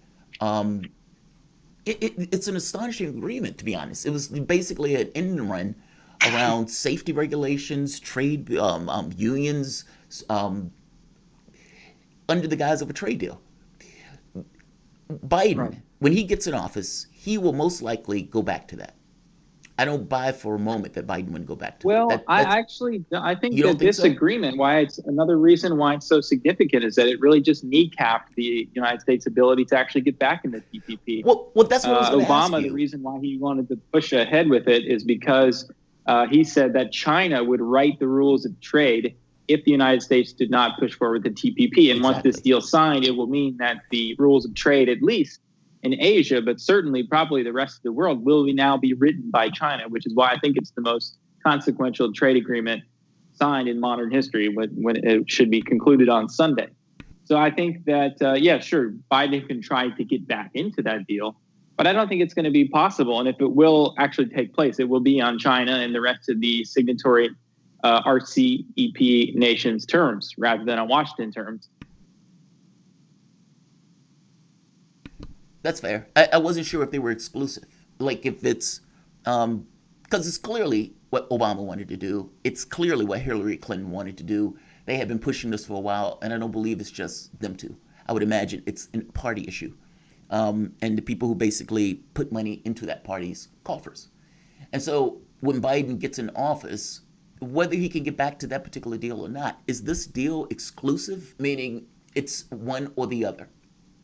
Or, do you understand what I'm saying? It's like, even though Australia has signed into this deal, can Australia also sign on to something like a Trans-Pacific Partnership by some other name? Sure. I don't think that it actually excludes like bilateral trade agreements or anything like that. But of course, this will, since it is a multilateral agreement and involves 16 countries, that's going to be kind of the highest authority now. And if you want to have access to these markets, you have to abide by the terms of this trade agreement. If you want to enter into these markets, you have to also, in some way, play by those rules. I mean, that's really the whole objective of the TPP. That's the whole objective of the RCEP. Setting those trade agreement rules. I think that it's also really important, as I mentioned in the article that I published this morning, about the negotiations going on right now between the European Union and China and the Comprehensive Agreement on Investment. Those parties are trying to conclude this agreement by 2021. And another interesting element here is that you've already seen European leaders, for example, where I live in the Czech Republic, Czech Prime Minister Andrej Babiš said that it would be a priority to get U.S. and EU trade relations back to normal after Trump basically destroyed them, threatening trade wars against the European Union bloc, and also individual countries. But he said that it should not be as ambitious as getting back to TTIP, which the transatlantic agreement that they struck under Obama as well, that Trump tanked. And so the clock is really ticking for people to decide where they're going to invest or seek investment from for their economic recovery from COVID-19. And we already see that the Trump administration is making it very difficult for Biden to have a smooth transition to power. And by the time everything is settled in January, when Biden finally comes to office, he might not be able to get out to a strong start. It could take months. And unfortunately, the world just does not have months to sit around and wait to figure out how they're going to map out their economic recovery. And that's exactly why China is here. So China is really capitalizing on the political instability in the United States right now to push forward with these agreements. And if the CAI is signed on top of the RCEP, that will give China, set the rules of trade over half, well over half the world's entire GDP. Just to be clear, the CAI is the EU-China Comprehensive Agreement on Investment. And that's from what you're saying, that would permit China primarily, I'm guessing, to invest in economic recovery programs from COVID in the EU. Is that right? That's right. Another clincher there, that one of the roadblocks to that agreement is the Europeans want greater market access into China. There's been a lot of market access in the European Union for Chinese companies, but they feel like it has not been reciprocated. And of course, China, because their economy is still, powering ahead and they're still having GDP growth. Actually, what China has been doing is promoting a lot of internal consumption. And they've launched multiple campaigns of this to help Chinese small businesses. And certainly if they were to sign the CAI with Europe, they could, I think the government would probably promote a European consumption program. So that way Europe could get the best bang for its buck out of this deal. So that's been one of the major things. But the Chinese have now announced their 14th five-year plan that will ease market access for foreign investors. Again, and actually Xi Jinping recently said that Beijing will now become a free trade zone. So, you're seeing a lot of developments here, and this will, I think, China is really poised uniquely right now over its handling the coronavirus, the fact that its economy, due to trade with the other ASEAN nations, as you all mentioned, is making it the world's engine of economic growth right now. And everybody wants to get on the action, whether or not they agree or disagree with China's political system. They're beginning to understand the reality here, that Washington is not only an unreliable partner, but is actually just incapable of providing that economic growth. That's fascinating. Go for it, Jamarl. No. Go ahead, Shane. I'm sorry. There was a lull. I wasn't sure. Yeah, absolutely. No, it also just brings to mind this question of ideological polarity that has defined almost the last century of global politics between capitalism and socialism. However, whatever terms, those are probably the most currently relevant terms in which we could put that dichotomy. That seems to be fading. That seems to be going by the wayside with this, along with other economic and political deals between countries. Where is that going in the future? Just changing topics slightly. We're talking about the upcoming trade deal due to be signed in the next couple of weeks in November between China and 14 other nations in the region. That's the RCEP, the Regional Comprehensive Economic Partnership. But pivoting slightly in our last minute or two, as you were saying there, Bradley, other countries are not necessarily going to be choosing not to work with China simply because China has socialism with Chinese characteristics, not simply because of their ideological system, their political system, the nature of that. Where is ideology going in the 21st century as such, Bradley? Right. Well, see, China, with their rise to power, they have sought to do so not like the Soviet Union through the barrel of a gun, but rather, I guess, on the ideology, or as you mentioned, socialism with Chinese characteristics. But one of the foundations of that is scientific socialism. And really, the Chinese have been saying for a long time that they are going to get to the top or even potentially sell their ideology, not through interference, but by just proving that their system is better. And I think that's really, you can't really question now at this point that is the case. And so China's rise has been entirely peaceful just by being better. That's I just want to point out that's on almost a capitalist mode of political dominance, where you're just simply competing. You're not trying to, that's the sort of classic capitalist take. If you ignore the imperialistic underpinnings of that's true of its history. Go for it though, Bradley.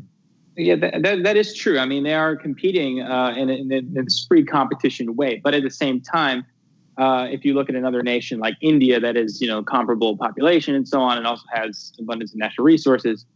India is not having the same amount of growth, and I think the differentiating factor is the leadership of the Communist Party of China. So, of course, the Communist Party of China is not under the fealty of capital. I think anybody who would suggest that doesn't know what they're talking about.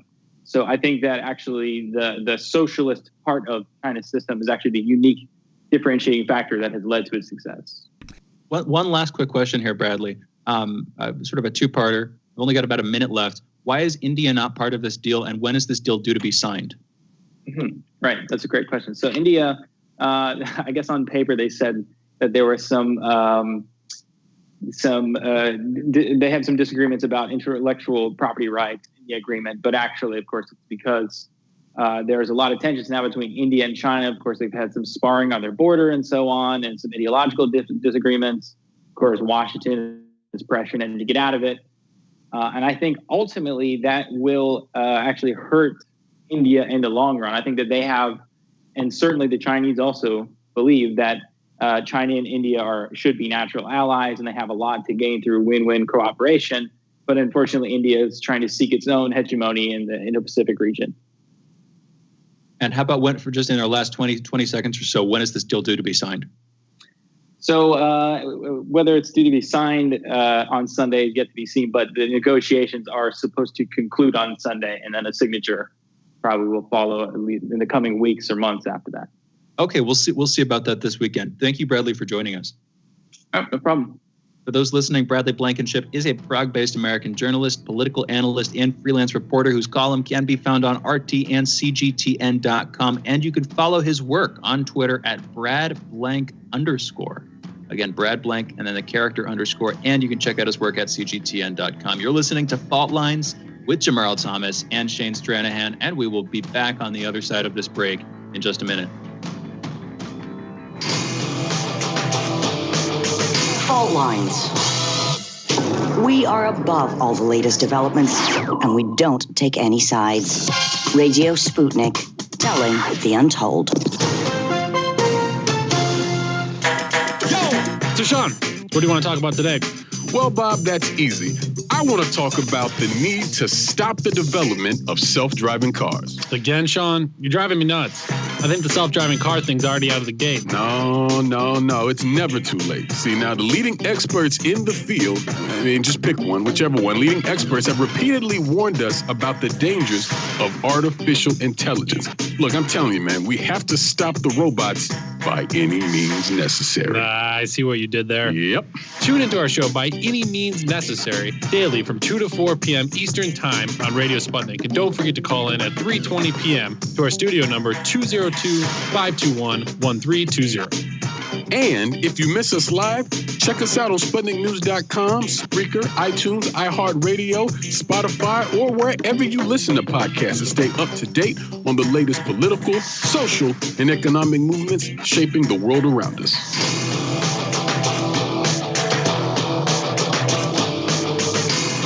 Fault lines. And we're back. You're listening to Fault Lines with Jamarl Thomas and Shane Stranahan. That's myself. And our guest, Ted Rall, political cartoonist and syndicated columnist. And by the way, before we get into it with him, you can follow Ted on Twitter at Ted Rall, TEDRALL. You can also check out his cartoons and articles at rall.com, RALL.com. Ted, thank you for being with us. How are you doing this morning? I'm good, Shane. How are you? I'm good. Talking about your most recent, a recent article by you over on raw.com. Trump tees up a new type of coup in plain sight. You're making the case here that Trump, like he sort of revolutionized his campaign, like he revolutionized the process of a political campaign in general by accidentally running almost, by being a lazy candidate. That's the case you're making. He's kind of revolutionizing a coup d'etat. He's revolutionizing the way that a political leader would go about trying to overthrow a current government. In this case, by doing it in plain sight, by contesting the elections, the legitimacy of the elections, alleging voter fraud, and more. Could you make your case, Ted? What are you talking about here? Yeah, well, so normally there's three ways to effect regime change. You can have one country invade another.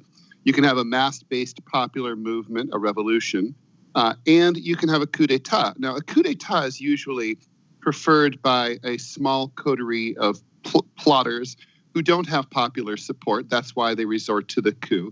And so they have to do it in secret, because if it comes out, these guys with 1% of the support of the population are going to get quickly rounded up and arrested and executed or jailed. So in this situation, Donald Trump is a very different kind of coup leader. You would think this would all be being done in private, but it's not. It's right out in the open. There's the Pentagon shakeup, where he replaced a guy who refused, Mark Esper, the defense secretary, who refused to use U.S. troops against Black Lives Matter protesters in June, with a compliant hack who is far more likely to, if he is given an order to enforce martial law, more likely to do so. Policy guys and other important top brass at the Pentagon are also out, being replaced by wackadoodle hacks. And so you can sort of see all the signs brewing. Will there be a coup attempt? Maybe, maybe not. But Trump is laying the groundwork. If he pulls it off, will it work? Maybe, maybe not. But there's a strong chance. And unlike most coup leaders, this is a guy who got 70 million votes and has the support of about 50% of the population.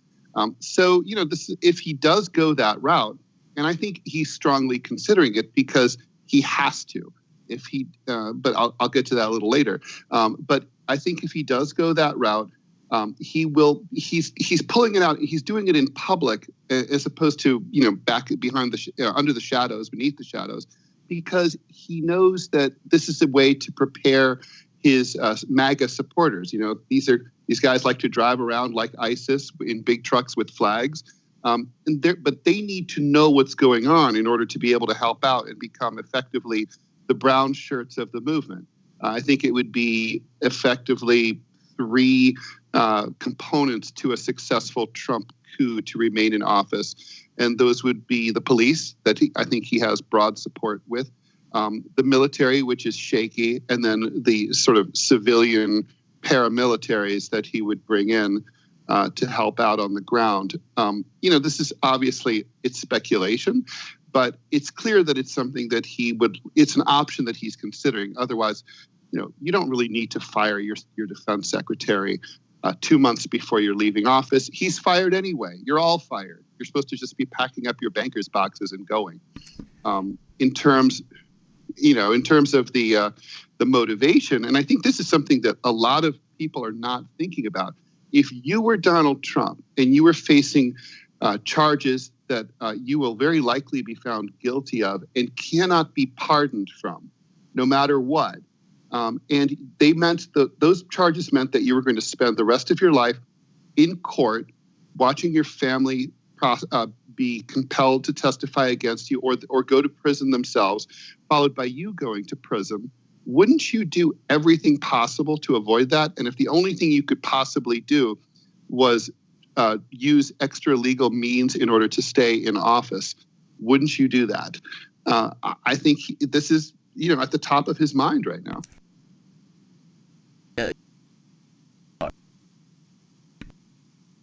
You think this is his trump card, basically, that he is going to pull out all the stops. Is it also possible that he fired Esper and fired or shook up some of the other defense officials because he couldn't necessarily get information that he wanted? For example, Esper many of the people were blocking his pathway to getting the troops out of Afghanistan. That seemingly to be one of the issues that he's being confronted with, or there seems to be a big fight in the White House over that. But there also seems to be a fight in the White House over the release of information dealing with the Russiagate stuff. I don't know what I don't know, right? So I can't say as a flat fact, you're not right. And is it possible? Yes, of course. Those things are, I can't necessarily discount it because, again, you can't see around corners. But there is something to be said, though, that Donald Trump has shown a clear want to get information from the Russia stuff out, and that people in his administration have tried to stop him, be it William Barr, be it Bloody Gina Haspel, who disagree with him on this stuff, even his defense officials. And so I guess what I'm asking is, it's hyperbolic to go with the brown shirt idea, as opposed to the other potential idea that Donald Trump wants information out and everybody is blocking him from getting that information out. Jamarl, I would agree with you. I mean, if it wasn't for the motivation piece, I mean, there's alternative explanations for everything that he's doing. There's also the explanation that he just is still angry at Esper for refusing his orders back in June. There's everything that he's doing has a plausible alternative explanation, but none of them take into account his clear motivation. I mean, this is a desperate man. He has friends who went to prison for insider trading. He was friends with Jeffrey Epstein. He knows what awaits him, and he knows that that the ruling classes have not given him the get out of jail free card that rich and powerful men in this country usually get. He's a class traitor because for a variety of reasons. Not least of which is that he's a populist and that he's an anti-militarist to some extent, as you alluded to. This is the first president who ever tried to talk directly to the Taliban and is trying to end this war. He wanted all troops home before the election from Afghanistan. That's a big deal after 19 years of conflict. He is I think he's got to know that they really are intending to perp walk him, get a mugshot of the first former president ever. They're not going to treat him like Richard Nixon. They're not going to let him become an elder statesman. They hate him, and he knows that he's not a stupid man. We should never underestimate the first person to ever be elected president of the United States without any political or military experience whatsoever. He's not stupid, and he knows they're out for him. And so, if you're in his position, you have to ask, well, why would he not try? What's the worst that could happen? A coup could fail and he gets arrested and spends the rest of his life in prison. What's the difference?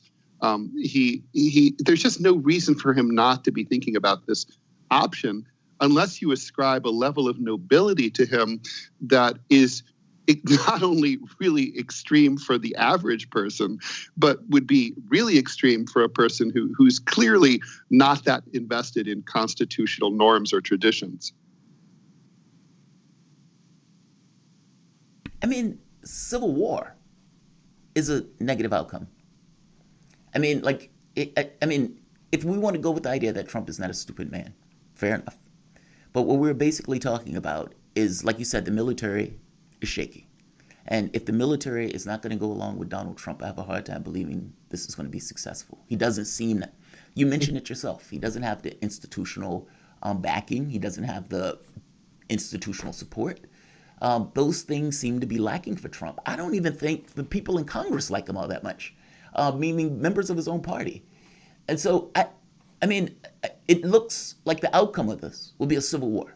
You're going to get half of the country taking up arms against the other half because they're not going to accept Donald Trump basically blowing the stuff off. I don't believe that for a moment. Well, you need, in any kind of form of government, whether it's a dictatorship or a democracy, the tacit consent of the governed.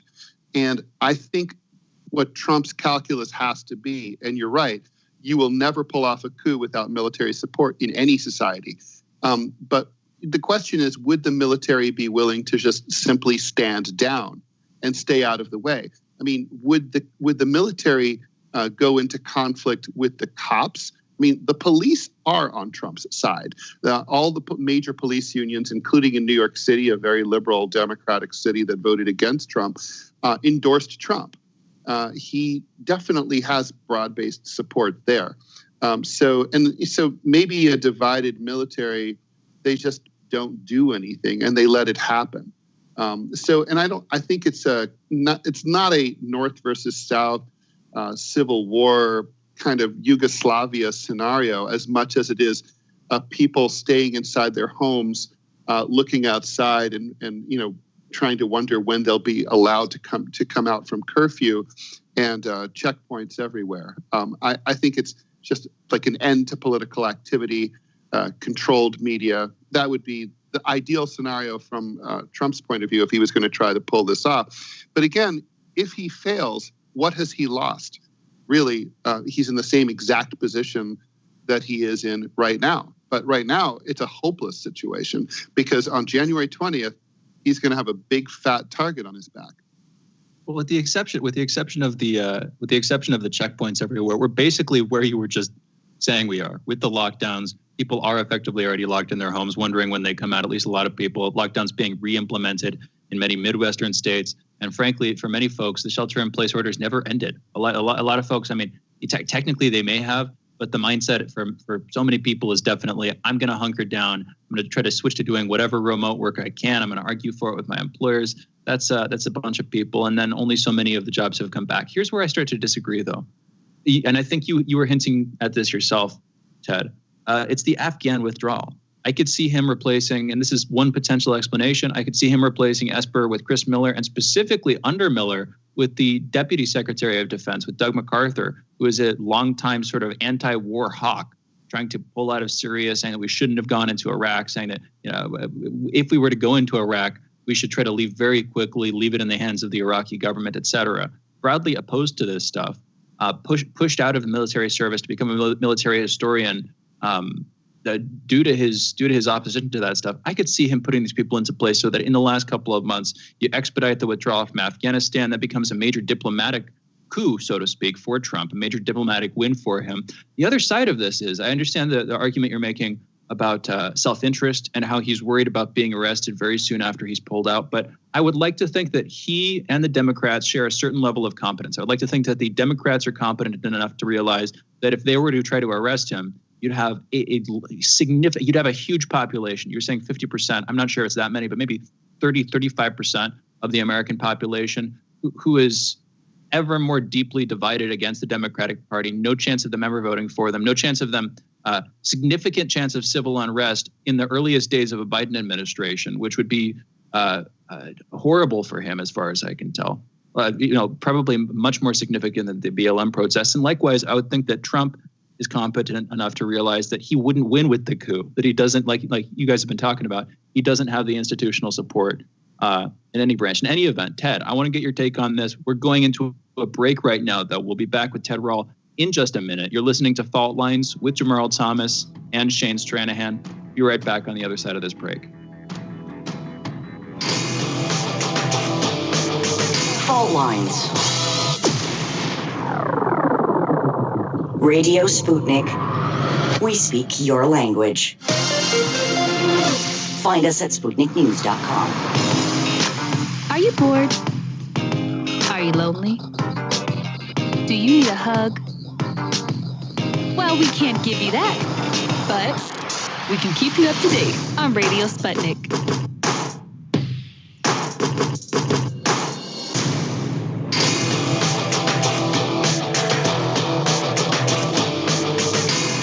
Fault Lines.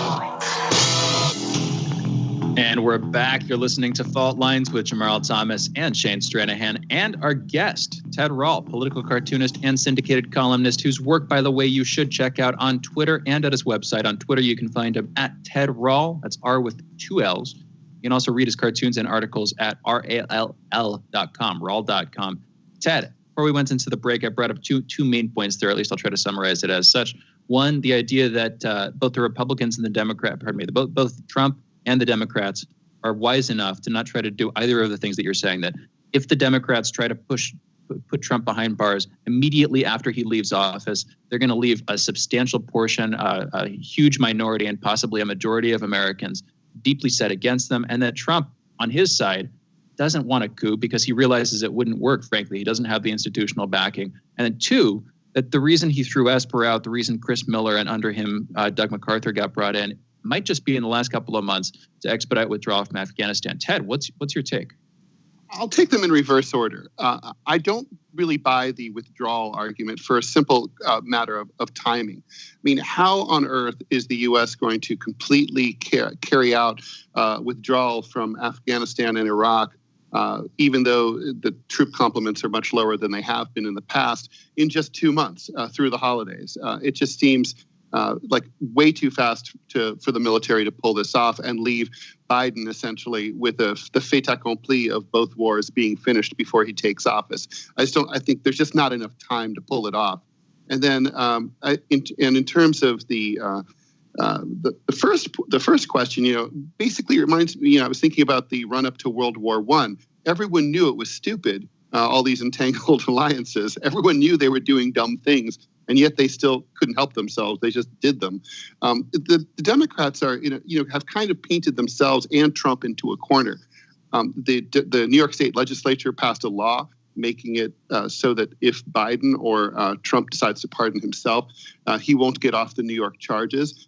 New York State as expected, went very heavily for Joe Biden. So the politics of the one person who could pardon Trump is, Governor Cuomo.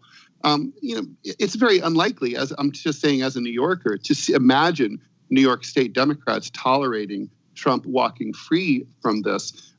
People, they're howling for blood. They really want him, and behind bars. And in terms of Biden, in terms of Trump himself, I kind of keep going back to, well, what's the loser for him for attempting a coup? Just preserving his reputation. He wants to have an elementary school in Akron named after him someday. Maybe, stay in the pantheon of the 46, maybe. But when you think about what he stands to gain as a result, remaining in office, having the authoritarian powers that, I think every president kind of secretly craves, in Trump's case, not so much, and just evading that humiliation at the twilight of his life of ending up basically like Saddam. I think that's something that he would do a lot to avoid. I think that would actually be a rational decision for him. I think that to bring this in for a soft landing would require Democrats to go to Trump and say, look, we're going to get these charges dropped. We'll put you on a stamp someday. Just go away quietly. No TV network, no more rallies. Stay off your Twitter feed. And we'll forget this ever happened. That would be the smart move. And I just don't think it's going to happen. Ted, how can New York pass a law that supersedes federal authority? I don't know how to do it. Meaning, if, for example, I'm in Maryland. If Maryland passes a law that says marijuana is legal for anybody, and meth is legal. Anybody can have meth, including babies. If it's against the federal law, it's against federal law. I guess I don't understand. I mean, if the federal law is against it, then it's by definition illegal. If Donald Trump pardons himself, I don't even know if a president can do that. But if he did do that, or if he did get a pardon, I don't understand how New York law can go after him if the president pardons himself. Jamarl, I just want to briefly comment. You just gave us a soundbite of a generation. Anyone can have meth, including babies. Anyone. Ted, please take it back over. You know what I mean. You know what I mean. Well, so, I'm not a lawyer, but I have actually litigated, a lawsuit or two.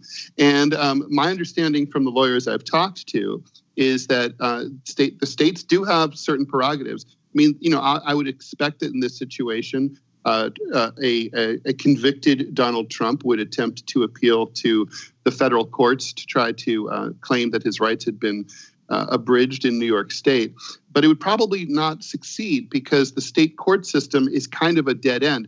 In most, if you're charged with most state charges, once you come up to the state Supreme Court, in this case, New York State Supreme Court, the jig is up unless you're able to go to the federal system with constitutional issues that have not been previously raised. So Trump would have to be able to claim that some kind of that he was somehow subject to a violation of his federal constitutional rights. That's a very high bar, and it doesn't normally happen. And the federal courts are usually loath to remove the prerogatives of the states, like we saw, for example, in Bush v. Gore, where really the highest court authority in an election dispute is usually the state court. It should have just stayed at the Florida Supreme Court. And the real problem with that decision was that the U.S. Supreme Court even heard the case. And they knew that, and that's why they sort of decertified their own case and said, you can't use this as a precedent ever going forward. This is a one-time scenario just to fix an emergency.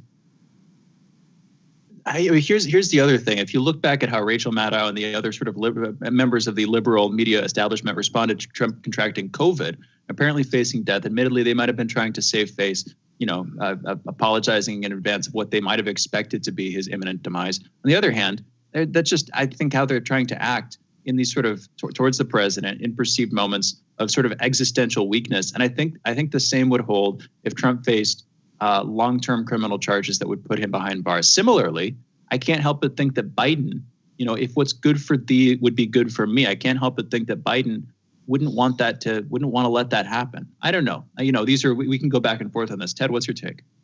Well, I mean, I agree that that's not a wise move. I mean, most societies kind of agree that, killing or jailing kings or presidents or prime ministers is a bad idea, and that's why it's generally not done. But we live in a country that, kidnapped the president of Panama on bogus charges and threw him in prison effectively for the rest of his life in a country that he didn't even live in.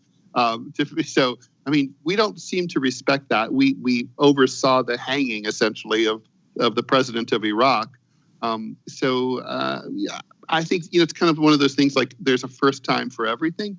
Again, I don't want to say this is definitely something that Trump is going to do, but he clearly has it in his back pocket.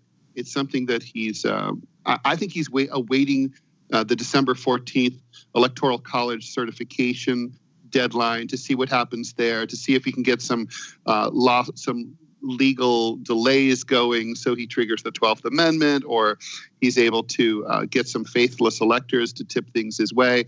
That's not going to work. And so whatever is going to happen next will happen after December 14th. But it could be on a pretext, sort of a Reichstag fire, 9/11 kind of, hey, look at this incident that occurred that requires me to declare a national emergency. And don't worry, we'll have another election at some point in the very near future, but not right now, kind of scenario. That would be shocking. I mean, I guess that's one of those things we have to wait and see. That would be shocking. But no, I would say this, though. I mean, I understand where you're coming from with it. So don't misunderstand me. I guess for me, in my head, it seems like the outcome is civil war. And because it seems like the outcome is a civil war, I don't even know, it seems difficult to avoid that at that point. If you're going to, the moment that the president goes that way. Because I think there's going to be a bifurcation in society the moment that it happens. I mean, if they are angry enough, meaning if you think Democrats are foaming at the mouth, angry enough at Trump, where they would literally throw him in prison, something they wouldn't even do to George Bush. And I get it. George Bush was part of the in crowd. And George Bush's crimes were murdering a lot of people, not, the financial stuff, and not, antagonizing this kind of political in crowd. So I think that's fair. And I even think it's fair to some degree that I think they probably would try to put him in prison. I don't think they care. I honestly don't. I think they look at Trump and they think he's horrible. So it's kind of like I split the difference between you and Shane on this, in the sense that I don't necessarily know if he's trying to do a coup. By the same token, I do think they might throw him in prison. I don't think this is just, existential dread that they're trying to create. I think they hate his guts. They put a target on him as the epitome of everything that we hate. And from that point on, all of these people are walking around losing their minds with this kind of Trump derangement stuff. I mean, and you even have a good share of these people who believe that he's still working with the Russians. It's maddening. So, reality is not necessarily something that many of the people who are in the Democratic Party necessarily ascribe to all that much. Rachel Maddow has been screaming bloody murder for the past several years. What do you think a Biden administration brings us? Just to leap forward for just a bit. We have about 2 minutes. I ask people this because I don't know, because Biden didn't necessarily run on anything in particular. So what is a Joe Biden presidency going to be about? Well, it's attempting to be a restoration. He's already got a bunch of executive orders that are just meant to be neat reversals of Trump's executive orders. But I think it's going to be an impotent administration blocked by Mitch McConnell and a Republican Senate from doing anything much in terms of stimulus or health care or anything else. And I think it's going to lead to a lot of disappointment, not only on the part of the sort of permanently disappointed progressive left, but also even from mainline Democrats who kind of really truly believed that getting rid of Trump was going to solve a lot of problems. And that we were going to, have a real cogent policy towards the coronavirus and so on. I think they're going to see that there's going to be just a gridlock in government, and not much is going to get done for the American people. It's going to be really kind of a disaster. And you can sort of see the lack of ambition from Biden in the executive order reversals. All they do is merely reverse what Trump did. They don't go any further. There's, for example, we'll rejoin the Paris Climate Accord, but there's nothing that moves American policy Ted, in a more aggressive method toward fighting climate change. We're coming up to the end of the hour. But this is Ted Rall, political cartoonist and syndicated columnist. You guys are listening to Fault Lines with Thomas and Stranahan. We will be back in a moment with headlines.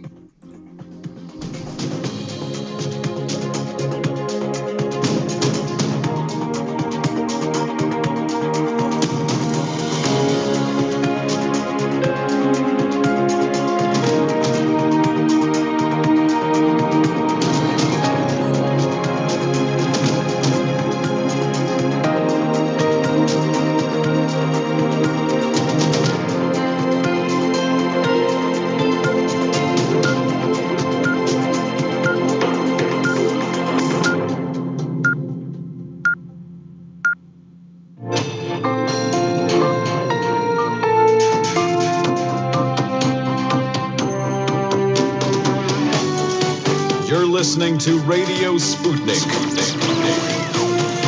Telling the untold.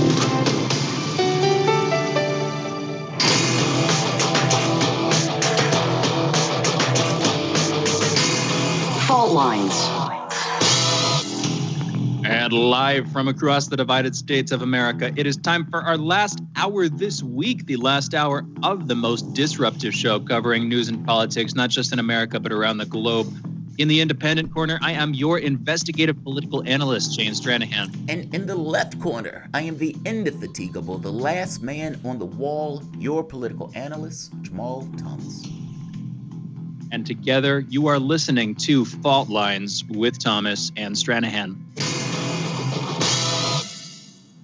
Getting back into the headlines in the news this morning, at least 1,171 new coronavirus deaths and 163,405 new cases were reported in the United States yesterday on November 12th. Over the past week, there have been an average of 134,000 cases per day, and an increase from 72% from the average 2 weeks earlier. And as of this morning, more than 10,637,400 people in the U.S. have been infected with the coronavirus. At least 242,800 have died. In Minnesota, Governor Tim Walz has warned of more nightmare numbers to come, even as the state has instituted new restrictions on bars, restaurants, and social gatherings in an attempt to stop the spread. On Friday, that's today, Minnesota will begin limiting social gatherings to 10 people or less and tightening restrictions on large social receptions as the country heads into a holiday season when doctors fear that multi-generational family gatherings, we're looking at you Thanksgiving and Christmas, could become super spreader events. In North Dakota, where cases have increased 60% in the past month, Republican Governor Doug Burgum said this week that the state's hospitals are at capacity and, in fact, are so strained that the state will allow its healthcare workers to continue working after they test positive for the coronavirus. The spokesman later qualified this as a potential short-term tool. Thankfully, I've got to say this, I'll start with this, not so thankfully, My cousin, who's a nurse, just contracted COVID. She's staying at home suffering mild flu-like symptoms. But again, she'd been working in a hospital pretty consistently. And this is where the thankfully part comes in. They're not making her work. So she gets to stay at home and rest and relax. And we're checking up on her pretty regularly. Anyway, China has today congratulated President-elect Joe Biden and Vice President-elect Kamala D. Harris for their presumed U.S. election win. We respect the American people's choice. That's what Chinese Foreign Ministry spokesman Wang Wenbin said at a regular news conference. Quote, we congratulate Mr. Biden and Ms. Harris, end quote. At the same time, Wang added, quote, we understand the U.S. election results will be confirmed based on U.S. law and procedure, end quote. They're basically straddling the middle ground between congratulations, which at this point is feeling more and more necessary, and a full recognition of the apparent results of the U.S. election, which would be premature at this point. China's foreign ministry previously had held off issuing congratulations, saying only that it, quote, noted, end quote, Biden's claim of victory. Top committee made up of officials from the Cybersecurity and Infrastructure Security Agency and its election partners rebutted President Trump's claims of widespread voter fraud and irregularities in a statement Thursday calling the election, quote, the most secure in American history, end quote. I'm just going to point out that is almost Trumpian. That's an almost Trumpian level of hyperbole there coming from them. The most secure in American history. Quote, there is no evidence that any voting system deleted or lost votes, changed votes, or was in any way compromised, end quote. It's according to members of the Election Infrastructure Government Coordinating Council Executive Committee. They released that in a statement. CISA Director Christopher Krebs has told associates he expects to be fired after he angered the White House by allegedly debunking election misinformation promoted by Trump online.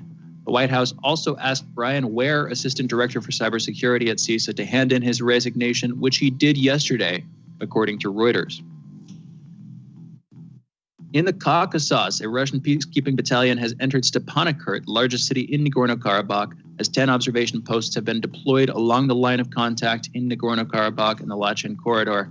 Azerbaijan's ambassador has said that they see the Nagorno-Karabakh crisis as resolved, but Armenia's embattled Prime Minister Nikol Pashinyan disagreed, saying that, quote, the document signed regarding Karabakh does not mean a final solution to the issue, end quote. That statement was delivered by letter as he reportedly hides in a shelter, the location of which is unknown, while protests rage in Yerevan, Armenia's capital, calling for his resignation. In the letter, Pashinyan also said that he had signed the ceasefire at the request of the heads of Armenia's army, as more than 20,000 Armenian soldiers and officials would have been trapped after Azerbaijan took districts in Nagorno-Karabakh. Armenia's Foreign Minister Zorab Manatskanian met with the foreign ministers of Russia and France, as well as the U.S.'s Deputy Secretary of State.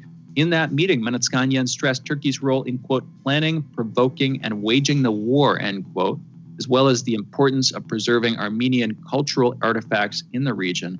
Baku, that is the Azerbaijani government, has said that it will do so. It will protect those, protect and preserve Armenian cultural artifacts under its current control.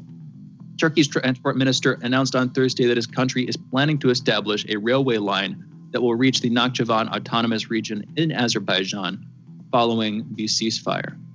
By the way, the Nakhchivan Autonomous Region, that is the sort of exclave of Azerbaijan that's on the west part of Armenia, on the west part of Nagorno-Karabakh. They're basically, after this peace, after the announcement of this peace and what appears to be an actual peace as it's continued, shows signs of continuing, Turkey is deciding to invest in infrastructure to that region, to that exclave. In other news, the governing party of Myanmar leader Aung San Suu Kyi has won enough parliamentary seats to form the next government. Official results showed on Friday. This is in a poll disputed by the military-aligned opposition and criticized by rights groups. According to the latest batch of results from Sunday's vote, Aung San Suu Kyi's National League for Democracy, that's the NLD party, has secured the 322 seats in the bicameral legislature needed to form a government. In Russia, a British government minister will become the first to travel to Russia next week in over 2 years, since the British government blamed Moscow for the poisoning of the Skripals in March of 2018. The visit by Wendy Morton, a junior Foreign Office minister, is not thought to be a sign of a thawing in relations between the two countries, which have been at a post-Cold War low since Britain blamed Russia for the alleged attack, which, by the way, just to briefly point this out, seems bogus to me as it does then. Doesn't make any sense.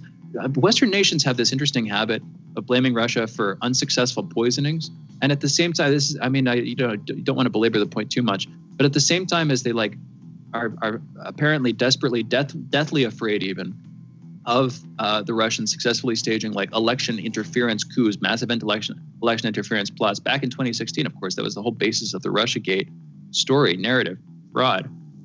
At the same time, apparently they think that the Russian intelligence agencies are so bad at poisoning that they can't actually finish the job. It's like a morbid take on the situation, but I think it's just a cudgel that they've been using against Russia, obviously, for years, trying to demonize Putin, trying to demonize the Russian government in general. Who knows what actually happened, but from what I looked into at the time, it didn't seem likely that was the case. It did seem like it was in Britain's interest, at least in some elements of Britain's intelligence agency's interest, to blame Russia for it, though, to keep up the demonization at the behest of, among others, Bill Browder, British citizen, and massive lobbyist for the Magnitsky Act overseas. Anyway, that's a bit far afield for headlines.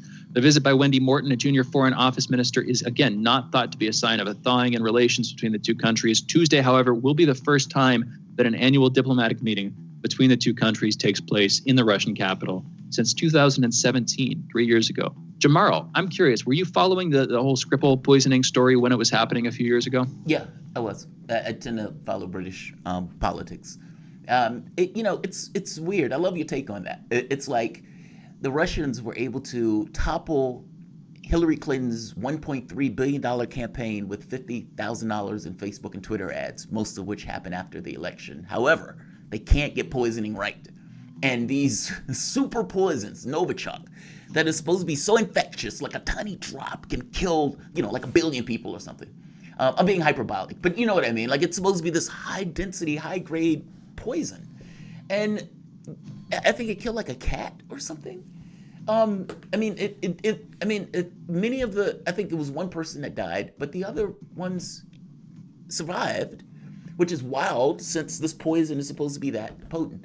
Also, Boris Johnson, I don't know if you remember this. Boris Johnson comes out and says the guy at the lab, he says it came from Russia. Now, when they went to talk to the gentleman from Portadown, the biochemical, it's like biochemical lab, the guy said, I never told Boris Johnson that. Boris Johnson flagrantly lied in the open, wide mouth. There were no consequences for that lie, but he brazenly lied about it. I mean, so, it's like what actually happened? I don't know. But do these guys seem to get their kicks off of blaming Russia for poisons that go wrong? Yes. Yeah. And again, the question is cui bono, who benefits, and whose interest is it to make these accusations? And that's an interesting conversation to have, but we're in headlines. I'm just going to keep on rolling here. Back to the United States, Zoom has agreed to upgrade its security practices in a tentative settlement with the Federal Trade Commission, which alleges that Zoom lied to users for years by claiming it offered end-to-end encryption.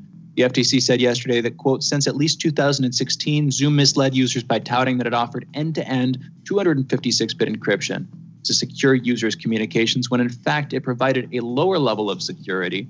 That Zoom maintained the cryptographic keys that could allow Zoom to access the content of its customers' meetings, and secured its Zoom meetings in part with a lower level of encryption than promised, end quote. In other words, they didn't tighten the belts as well as they could have. They didn't secure those calls as well as they could have, but they also kept copies of the meetings. They kept copies of the meetings in a way that they could have accessed them. That is what's being alleged here by the FCC. Wait. There will be Zoom no compensation. Kept copies of the meetings that the businesses and the various people were taking? Yes. That is part of this. That's Did the they thing. know And that Zoom maintained the crypto. No, that's part of what's controversial about this. I'm going to quote here again. Zoom maintained the cryptographic keys that could allow Zoom to access the content of its customers' meetings, end quote. That's the thing. Not just in real time, but you have copies of these things that are saved after the fact. And again, they kept those copies, so they could have accessed them. That's the fear here. And then from the sort of intelligence agency, from the national security perspective, bringing back to mind Snowden and the NSA, there's just these concerns that, okay, so Zoom as its own company, as a private company, there are questions about how would they benefit? Why would they care? But then if they have access to that, if they have a backdoor in, and if various intelligence agencies in the U.S. or abroad want to access those meetings, that gets even murkier, even uglier. It's messy, man. That's part of the story here. Part of why it's significant. Again, though, there will be no compensation for affected users. The FTC, however, not the FCC, the FTC, Federal Trade Commission, says, however, that, quote, Zoom has agreed to a requirement to establish and implement a comprehensive security program, a prohibition on privacy and security misrepresentations, end quote. So basically, stop lying. Stop misrepresenting what you're offering. Anyway, quote, and other detailed and specific relief to protect its user base, which has skyrocketed from 10 million in December 2019 to 300 million in April 2020 during the COVID-19 pandemic, end quote. Yeah, Jamarl, that was it's my fault for not highlighting this in past headlines back at 7 a.m. But yeah, that's one of the more controversial parts of this. They kept copies of meetings, and then they had keys that they could theoretically have used to access the contents of those meetings, to listen in, to maybe even make a transcript of the calls. Who knows what they were doing with that? I don't, and I'm not really alleging much here, but the fact that they even had access to it is, that's a violation of the security promises they were making. That's pretty ugly, man, right? Yeah, I don't like that one. I don't like that. That's disturbing. I'm thinking of companies with these kind of sensitive meetings, and all of these places picked Zoom because they didn't have anything else. I mean, it was the main thing that was moving at that point. I mean, you saw their numbers. That sucks, especially if you're one of those companies, you're having these kind of sensitive meetings, and the last thing you want is some other company to have that information. No, that's problematic. Exactly. Yeah, exactly. All right, a couple more headlines here. The Department of Commerce put a stay on enforcing an executive order that would have forced popular short-form video app TikTok to suspend all U.S. operations as of midnight last night. Commerce said the orders against TikTok are on hold, quote, pending further legal developments, end quote, in multiple lawsuits. This is after President Donald Trump earlier this year signed 2 executive orders relating to TikTok. The first, on August 7th, declared the app to be a national emergency. A second, issued 1 week later, gave ByteDance, TikTok's parent company, 90 days to divest the app to a U.S. owner. That deadline fell yesterday, November 12th, and while ByteDance has not divested any portion of TikTok yet, it does have a deal of sorts in place with Oracle that the White House seemed more or less okay with after it was announced in September. And again, people in the U.S. can continue to access and use TikTok going forward, at least for now. In our next headline, SpaceX's subscription internet service for rural areas, Starlink, is reportedly working well for beta testers despite some interruptions in service. Specifically, there's testimony here in the Starlink subreddit on the website Reddit from various users. I'm going to quote from one. Link stability is a little rough. We're getting jumps bad enough to disconnect us from connection-sensitive servers every 5 to 10 minutes, but things like Netflix are working perfectly. End quote. And that's because, again, things like Netflix, along with services like YouTube, buffer. Basically, they load your data in patches. They load the video in sort of different little snippets that they then stitch together using software, which means if you lose connectivity for a couple of seconds or even 30, 40 seconds a minute, say, they will have loaded that stuff in advance. And then when your connectivity resumes, when you get your service back, they load the rest in. They kind of keep doing it. Anyway, so far, beta invitations for the service have gone out to users in Idaho, Maine, Michigan, Minnesota, Montana, North Dakota, Oregon, Washington State, and Wisconsin. The Starlink beta could expand to the southern U.S. in a couple of months. Asked when Florida will get Starlink, SpaceX CEO Elon Musk answered, lower latitude states, I'm quoting here, lower latitude states need more satellites in position, so probably January, end quote. And last quick headline here, China has broken its own record for deepest manned dive into the world's oceans, sinking an estimated 35,790 feet, that's 10,909 meters, into the Mariana Trench. The submersible landed on the seabed at the bottom of the deepest oceanic trench on Earth on Tuesday morning. The dive beat China's previous dive by over 800 meters, that's almost over 2,600 feet, but it narrowly missed out on breaking a world record for the deepest dive in the Mariana Trench. The current world record is believed to have been set by American undersea explorer Victor Vescovo, claimed to have reached a depth of 10,927 meters, that's 35,853 feet, in May 2019. So they're less than 100 feet off from reaching that depth. They almost made it, about 63 feet away. Could have done it, guys. Although, people's lives were at stake, so don't blame me for not trying. With that, you're listening to Fault Lines with Jamarl Thomas and Shane Stranahan. Those are our headlines with Fault Lines. That was awkward. And we're going into a break. Again, you're listening to Fault Lines. We'll be back on the other side of this break, talking with Manila Chan. Be right back on the other side of the headlines.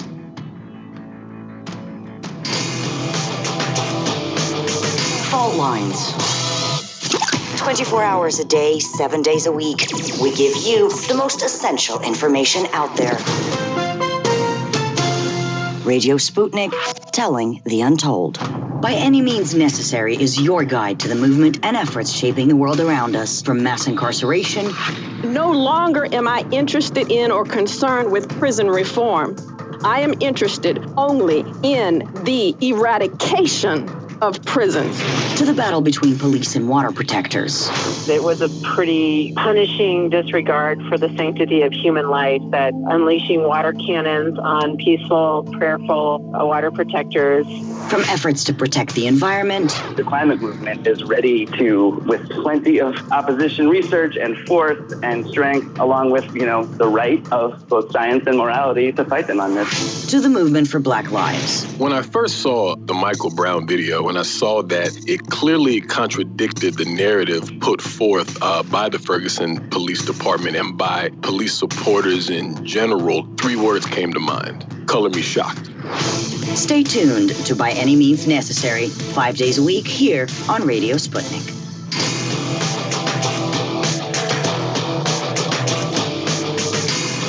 Fault Lines. Welcome back to Fault Lines on Radio Sputnik. My name is Jamarl Thomas. I am joined by my co-host Shane Stranahan, coming to you live out of our station in DC.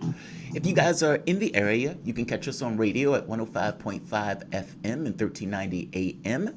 We're also kicking around in Kansas City at 102.9 FM and 104.7 FM.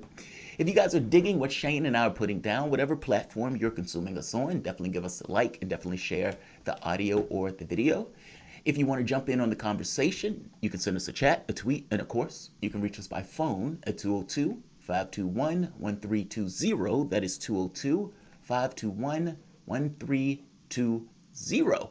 But now, joining us, veteran news anchor and host of RT America's daily news program In Question, Manila Chan. Manila, welcome back to the show.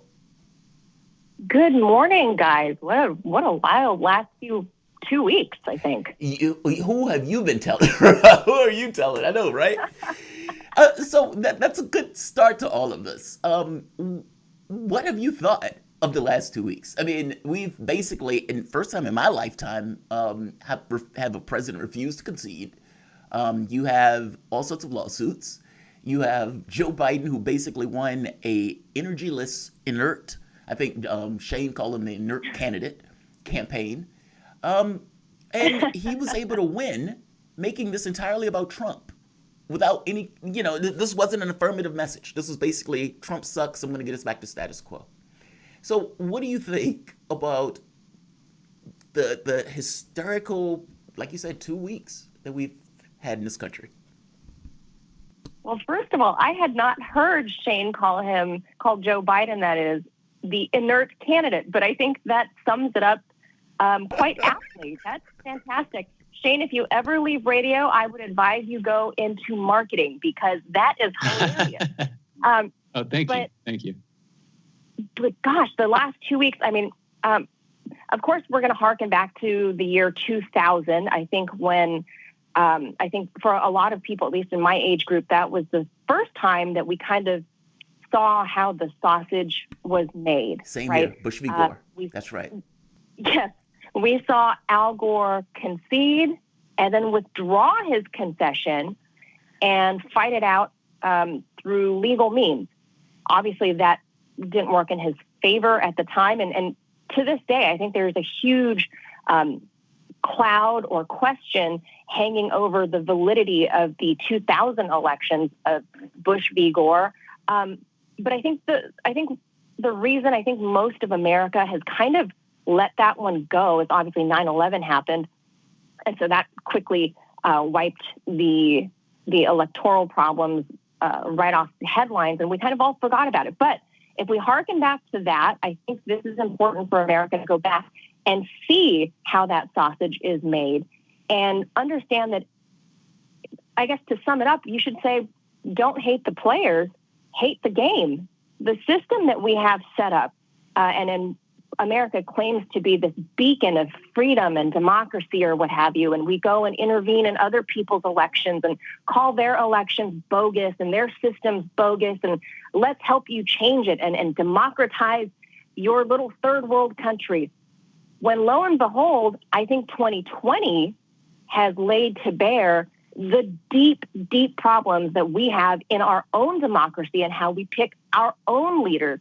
So for me, digesting the last 2 weeks has not only been kind of crazy in the sense that it reminded me a little bit of the year 2000, but you add Trump's bluster to all of this and the number of lawsuits and now the number of people that are claiming to come forward to have witnessed, whatever misconduct they witnessed.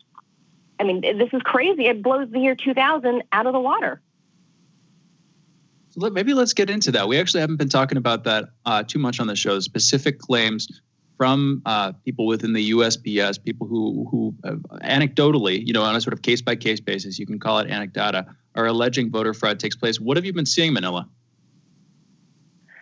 Well, we've seen people report in the way of an affidavit, which is legally binding. We've had, oddly enough, hundreds of people claiming that they've witnessed, bad actors, people that have been directed to do things that they thought were possibly wrong or illegal. But we've also had a few people withdraw those statements. I don't know the legal recourse of what happens if you were to withdraw your affidavit, but I've never seen a number this great of a number of people coming forward. Now you've got to wonder what their motives are. I don't know. These are people that are in favor of Trump, or these are honest people. I don't know them, so I don't want to completely undermine them. But just like being a good reporter, before you go out and report a story, and I know people don't do that anymore, but since, like you say, I'm a veteran news anchor and reporter, back in the day, it wasn't about being first to report something. It was about being right. And we don't know the credibility of the people that are coming forward to put forth these affidavits. So I think you need to do a little more digging individually. I also want to bring up the words, I guess he came out last night, but really the whole department, CISA, the department of under DHS that was overseeing these elections, the head of the department of CISA, Chris Krebs, came out very incredulously and, amazingly, this is the safest U.S. elections ever in history, ever. They really kind of said that, but not officially last week. We talked about it on my show shortly after the elections. But I find it kind of funny to have people like him come out and say, these elections are the most secure. This is, the most secure we've ever had, when literally 2 weeks before the U.S. elections, it was Chris Krebs' agency that came forward and said, Iran is now interfering in American election process, and they're sending out bogus emails to voters in Florida and other key swing states posing as the Proud Boys. I'm sure you guys remember that. If you, again, dig a little deeper, go look at this man's Twitter. I would urge your listeners to go look at Chris Krebs' Twitter account. He obviously views himself as some sort of American liberty hero because his profile picture is a cartoon picture of himself that's literally a superhero. So when people view themselves or have whatever motives they might have, you really got to question the words that are coming out of their mouth and what their motivations are. So whether it's Chris Krebs or if it's these 100 or so people that have come forward with their affidavits, you got to dig a little deeper beyond that affidavit and not just rush to get out there and say, oh, look, we have 112 affidavits from USPS workers or FedEx workers or what have you. dig a little deeper, and I think you're going to find a lot of holes in stories on both sides on the Biden side as well as the Trump side. So you got to be fair. Yeah, that makes sense. It's funny. It was a veteran reporter and trying to get it's being right as opposed to being the first to the story itself. What do you think about, Shane and I have been talking about this race to the bottom. Well, I guess I've called it race to the bottom. But basically, this kind of back and forth that's taken place in our politics, where it's not stable. I mean, not just not stable. Even this notion of who wins, the sovereign, has now become into question in multiple elections, not just one. I mean, you can go back to 2000. Like you said, many people don't think Bush won that election. The Supreme Court invokes and says, this ruling is only for this one. Don't apply this to anywhere else. It's like the con is up. Gore, didn't even fight, like talking about. He was gaveling one person down after the next. And so you have that. Then you have Republicans basically saying we're going to have unyielding opposition against Obama, and stuff that Republicans backed at one point, like a few years before. All of a sudden they were entirely, completely against, like radically against. Even going so far as to prevent him from getting his Supreme Court seat. You had them even going so far as saying we're going to let the Supreme Court die on the vine. This is the stuff that was taking place. And now you have Trump, who was delegitimized, basically saying that Trump got in office by the Russians. And even Trump was saying Obama wasn't even an American citizen.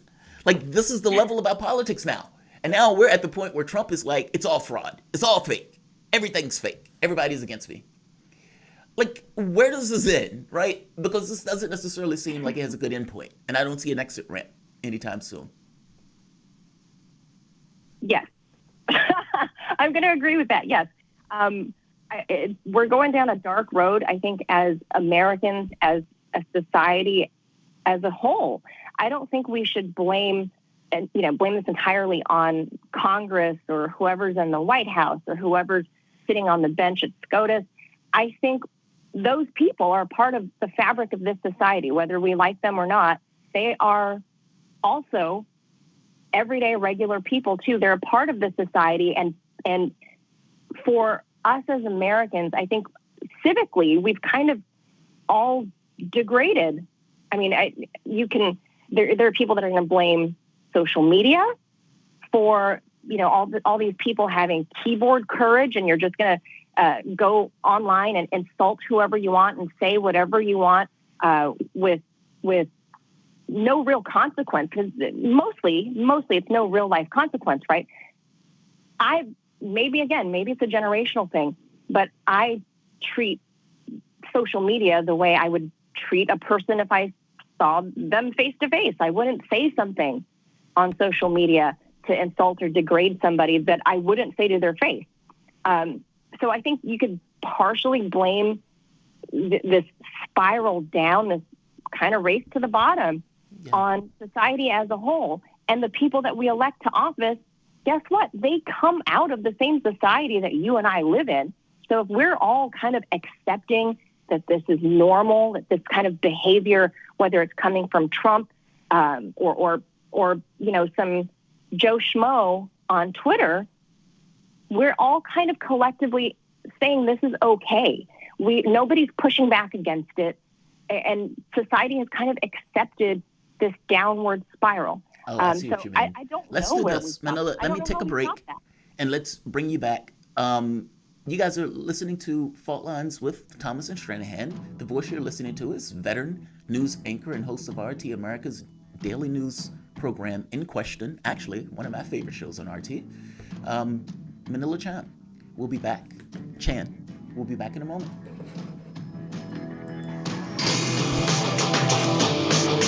Fault lines. Tough questions are the most powerful weapon we have. As long as you have questions, we'll keep asking.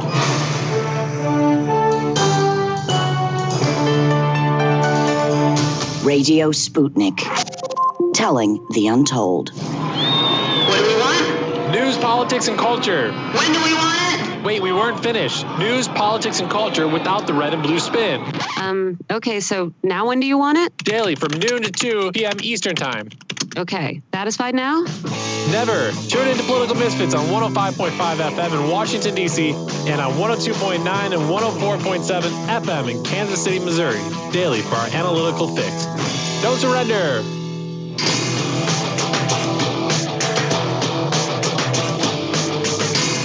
Fault lines.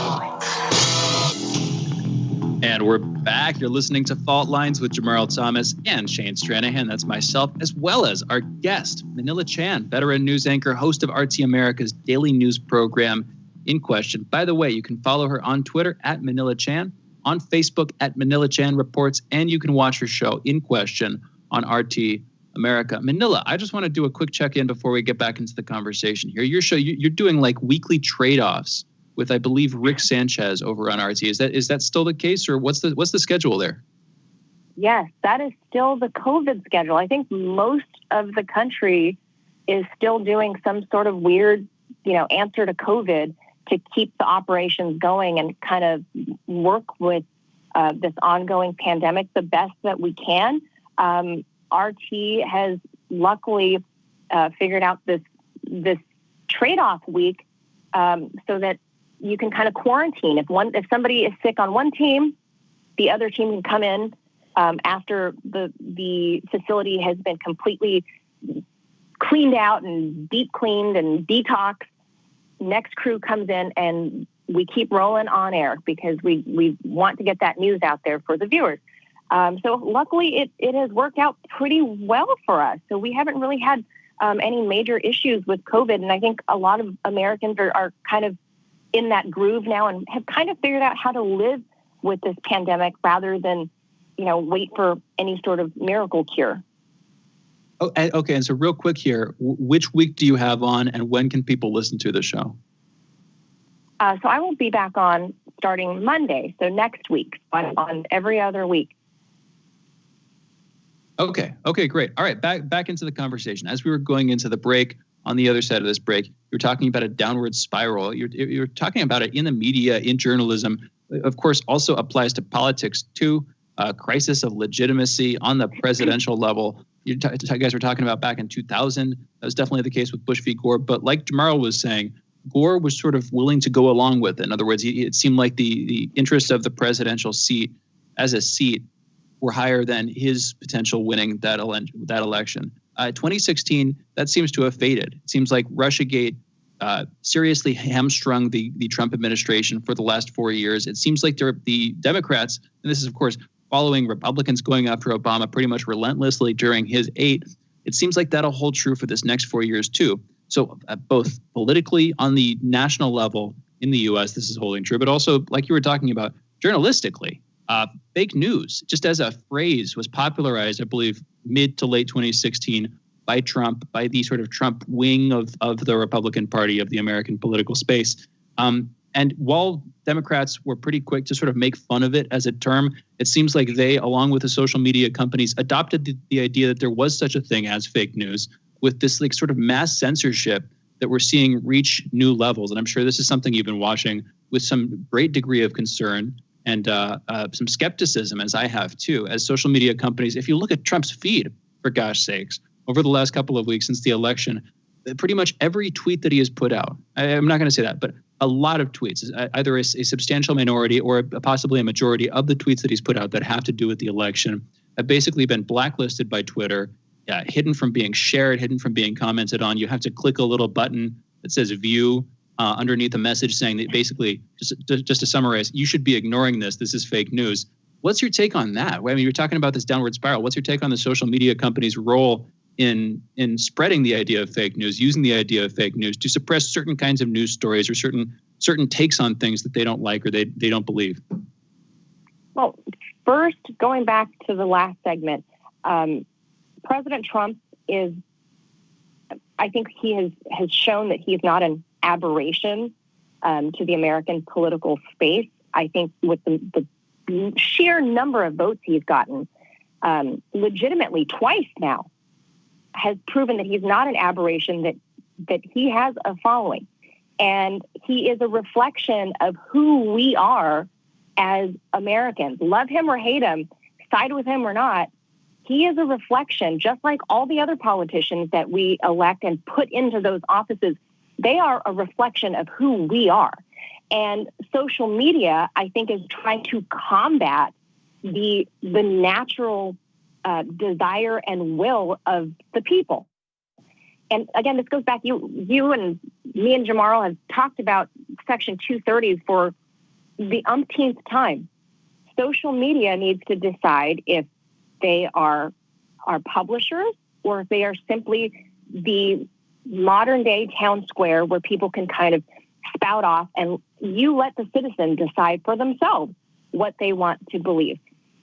I personally don't believe that, Jack Dorsey and his crew or Mark Zuckerberg and his crew necessarily have the bona fides to decide what is actually news, I get it if it's patently false, if you're going to say the sky is orange, which I guess some days it is during sunset, but you get my idea. I don't think they don't have the actual capability to fact check everything and everyone. And there are some things that yes, the truth to the story has multiple sides. And oftentimes, the world is gray. There is no binary right or wrong. And I think it's more than anything, Trump's statements, if we're examining just his Twitter feed, more than anything, Trump is just very inflammatory and full of bluster. It doesn't necessarily mean he's lying. He's just got a lot of bravado. And in the way of fake news, that I think a lot of news outlets, because they are so slanted politically by donors and big money and marketing and TV commercials or whoever is advertising with them, they go whatever way the money wind is blowing. So I think a lot of people are hip to that now, and they know. So people flip back and forth. There are people, of course, that are going to stick to, whatever political echo chamber they want to exist in. But for the most part, I think people are kind of hip to this, that there is such a thing as fake news in the way of, it being not completely factual, but it doesn't mean it's devoid of fact. Does that make any sense? Yeah, I think so. You're trying to make the point that many things, they're points of view. There's a such thing as objective world, but within the context of that, in the conceptual space, there are things that are gray, that aren't necessarily as clear-cut as people like to make them out to be. And Donald Trump says things. Like, for example, if Donald Trump comes out and he says, I was spied on, and they laughed. It was like, oh, he said I was wiretapped. And it was like, oh, he said he was wiretapped. That's insane. And you find out he was right. It wasn't wiretapped in the old CIA 60s type way. But for all intents and purposes, he wasn't wrong in that. It's like there's some information in it, even if not all of it is true. What do you think about the people who are saying that Trump is gearing up for a coup? You have a lot of Democrats. Mind you, a lot of these Democrats were terrified of Trump in general, and they were screaming that he was never going to give up power in general. What do you think about the people who are saying he's basically, the moves that he's making for the military and those type of things, it's not about Afghanistan, it's not about getting information out about the Russiagate stuff. It has more to do with this notion of trying to stay in power because he's terrified he's going to be arrested once he gets out of office.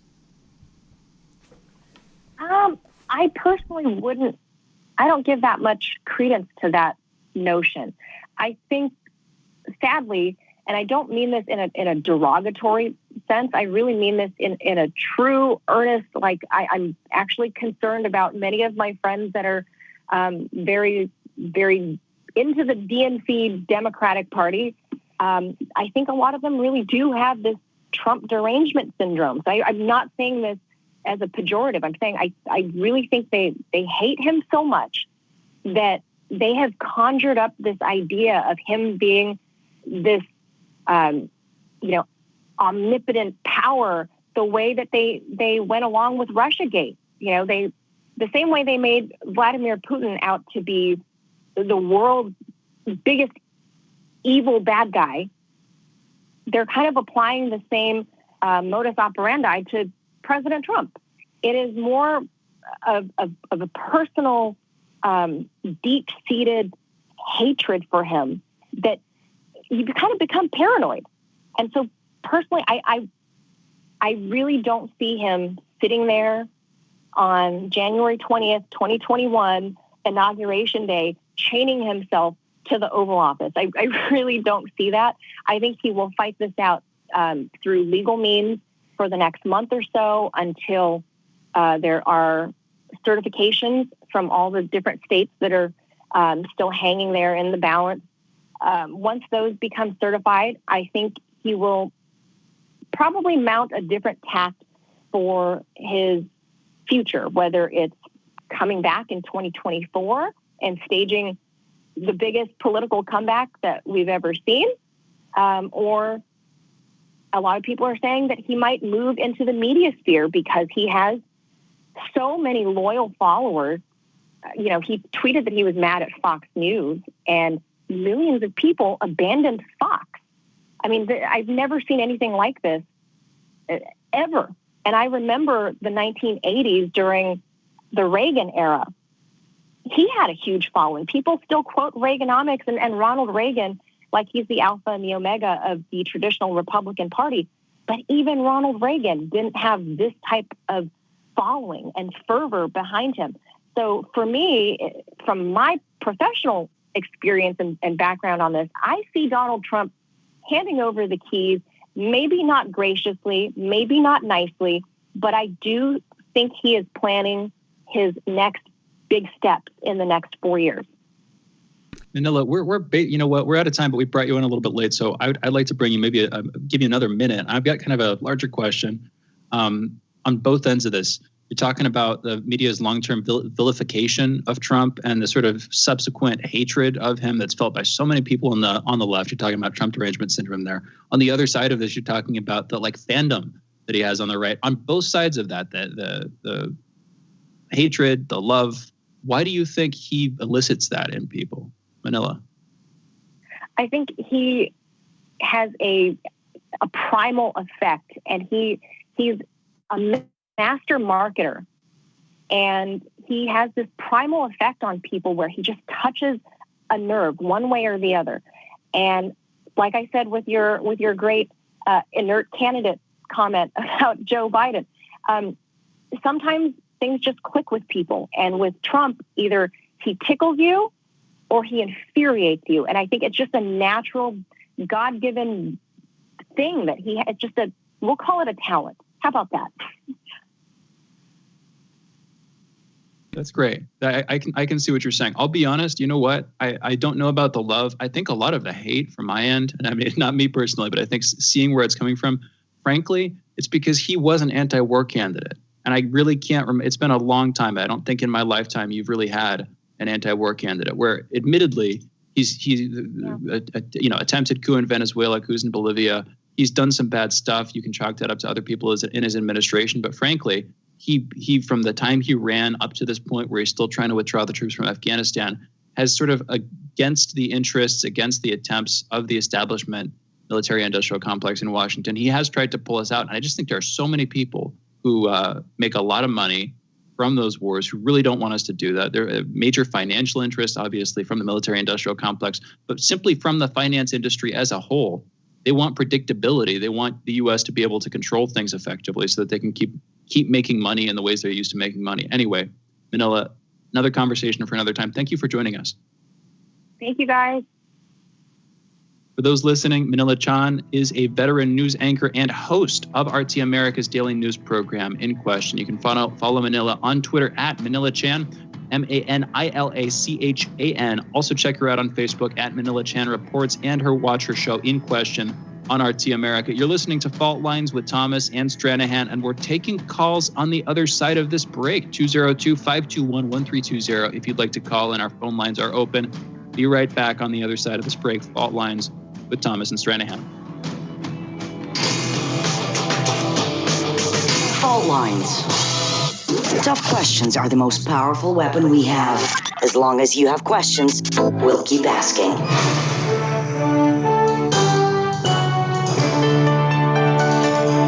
Radio Sputnik, telling the untold. Stuck in traffic? No problem. Stay informed. Stay tuned to Radio Sputnik on 105.5 FM or 1390 AM in the Washington, D.C. area. Need more? Follow us on Facebook or check us out on SputnikNews.com.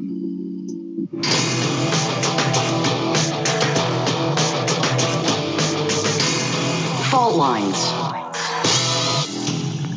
And we're back. You're listening to Fault Lines with Jamarl Thomas and Shane Stranahan, and we are taking your calls. The phone number is 202-521-1320. Again, the phone number is 202-521-1320. We've got Stedman calling in from Detroit. Stedman, you're on the line. What's going on? Hey, so I'm calling. I guess I got maybe 2 or 3 points. So you had two Pan-Africanists calling guests on the last 2 shows. And I think what they were saying was really impactful and really important. And then caller commented about ADOS in relation to Pan-Africanism. And I wanted to comment on that. And I think for a lot of people that are Pan-Africanists, their issue with ADOS comes from Yvette released a video a while back that said Pan-Africanism is dead. And while I think that might have been a little tactless in how she presented the title, the overall sentiment of what she was saying was true. And I mean, it's illustrated in what the 2 gentlemen who Netfa and Obi were saying yesterday. I mean, when you look at the history of colonialism and neo-colonialism in Africa, what you see is that any revolutionary leaders in Africa who are Pan-Africans, Patrice Lumumba, Kwame Nkrumah, Thomas Sankara, Amilcar Cabral, even Robert Mugabe, who was probably what you would look at as recent Pan-African leader to be deposed. You don't really see anywhere in Africa for Black Americans to go and be free and express their freedom without also having to struggle against the government. So the question is really, is it logical for Black Americans to go to Africa, a country where they have maybe some ancestral ties, but we're talking hundreds of years, that are lost, to fight a government in a system where they don't really have any entitlement? Is that logical, or should we stay here and fight a government in a country we built for free? One of the articles I'd also like to talk about as it pertains to some of the anti-immigrant pushback that ADOS gets when it comes from a vet having been on the board of PFER is it's an article in the Notre Dame Journal of Law, Ethics, and Public Policy.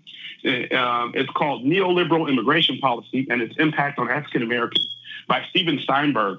And it breaks down a point that I've made before calling in about how immigration at every hand has really hurt African American, Native African Americans in this country. Breaking down the Industrial Revolution and how Black American workers were marginalized in the South, and Northern and Western European immigrants were allowed to go to the North and work factory jobs and to allow themselves to move into the middle class through unions and through racist hiring practices. And then at 65, in 65, when you saw immigration rules change, where they allowed people from other countries, even Black countries, to come into America at rates that were equal to Western Europeans and Northern Europeans, you still saw Black Americans being marginalized. And what this did was it created a situation where it appeared that for Black Americans' lack of trying, they were incapable of doing what immigrants from the Caribbean or South Asia or whatever, even when they're, disregarding the other factors that contributed to Black American deficiency in this country. And so, I don't think necessarily that ADOS and Pan-Africanism need to be incongruent ideas. I think they can be co-equal ideas for Black people. But I think it's illogical to expect Black Americans to be conscious of a continent that is treated as a single country, while they simultaneously live in a country they built for free as marginalized citizens. And, I don't see how it's logical to expect Black Americans, by and large, to fight against governments in countries they have no claim over. Stedman, thanks for the comment, man. I appreciate it. This sounds like the James Baldwin-Malcolm X argument, or the debate that these guys had. And I agree with Baldwin. And I guess I agree with you on this, that basically your entire framing of the world is of the United States. That's what you know. It's like when when it's summertime, there are blue crabs in Richmond. I know the area in this particular place. I know the way my neighbors act, that type of stuff. It's like I'm aware of this country. I'm not aware of Africa in that way. And so, I get the argument in the sense of the focus being here in the States as opposed to this kind of wide berth of expansive thought. But I don't necessarily think they're incongruent with one another. So I think I agree with you on that. What do you think, Shane? I don't think the two, I don't think they eat each other, or they necessarily have to eat each other. The Pan-African guests that we had on, I agreed with them also, that there is this kind of a bond of sorts. But your focus, by definition, is going to be in the United States, because that's where you live. And that's where you've struggled and fought. That's where your people have died, etc. And so even though there may be this kind of tether back to Africa, I wasn't born there. I mean, so, I get where both sides are coming from on this. I don't think they eat each other. Let's say it that way. I'll go back. I need to go back and actually listen to the Malcolm X and James Baldwin debate. I haven't listened to that yet, but just giving it a cursory look, it seems like a lot of the people who are listening to that debate have a great deal of respect for both of the people who are speaking simultaneously. Absolutely. And I think you can bring that same attitude to conversations that we're having today, 60 years on at this point. There's no, I guess one other take, and I don't really have an answer for this, but in whose interest is it that there is this deep divide between these potential ways of improving the situation for Black Americans and just Black people around the world? There doesn't necessarily need to be one. And, speaking in some sense as an outside observer, but in some sense as a participant in the system, I wish there were more fruitful debate on this stuff. And it's interesting to be in this position because we're bringing people on from different sides of this debate. And they're not talking directly on the show yet, but my hope here is that, this platform can serve to alleviate some of those long-term conflicts. In any event, we got two other callers. We got Tarif calling in from New Orleans. Tarif, you're on. What's going on? How you doing, gentlemen? I want to say this. If Biden get in, my chances of testifying would be 0, With Trump in office, I think I have a shot at it. Trump declassify a whole bunch of things. I know this is my 27th time saying this, but if he declassify like MK Ultra, and people find out MK Ultra was chipping people, putting electrodes in their heads and using certain type of poisons to mess with a person's mood swings, and also dealing with assassinations, COINTELPRO and all that, and Joe Biden, by him being on the church committee and seeing them documents, and if he take office and Trump released that before he take office, then his administration and the people he got around him, people will be protesting the streets within the next 6 months, and we probably get fever pitch, because you got to remember he was on the church committee. He saw documents, especially if he's hiding anything dealing with the Kennedy assassination and MLK. People will be mad with him.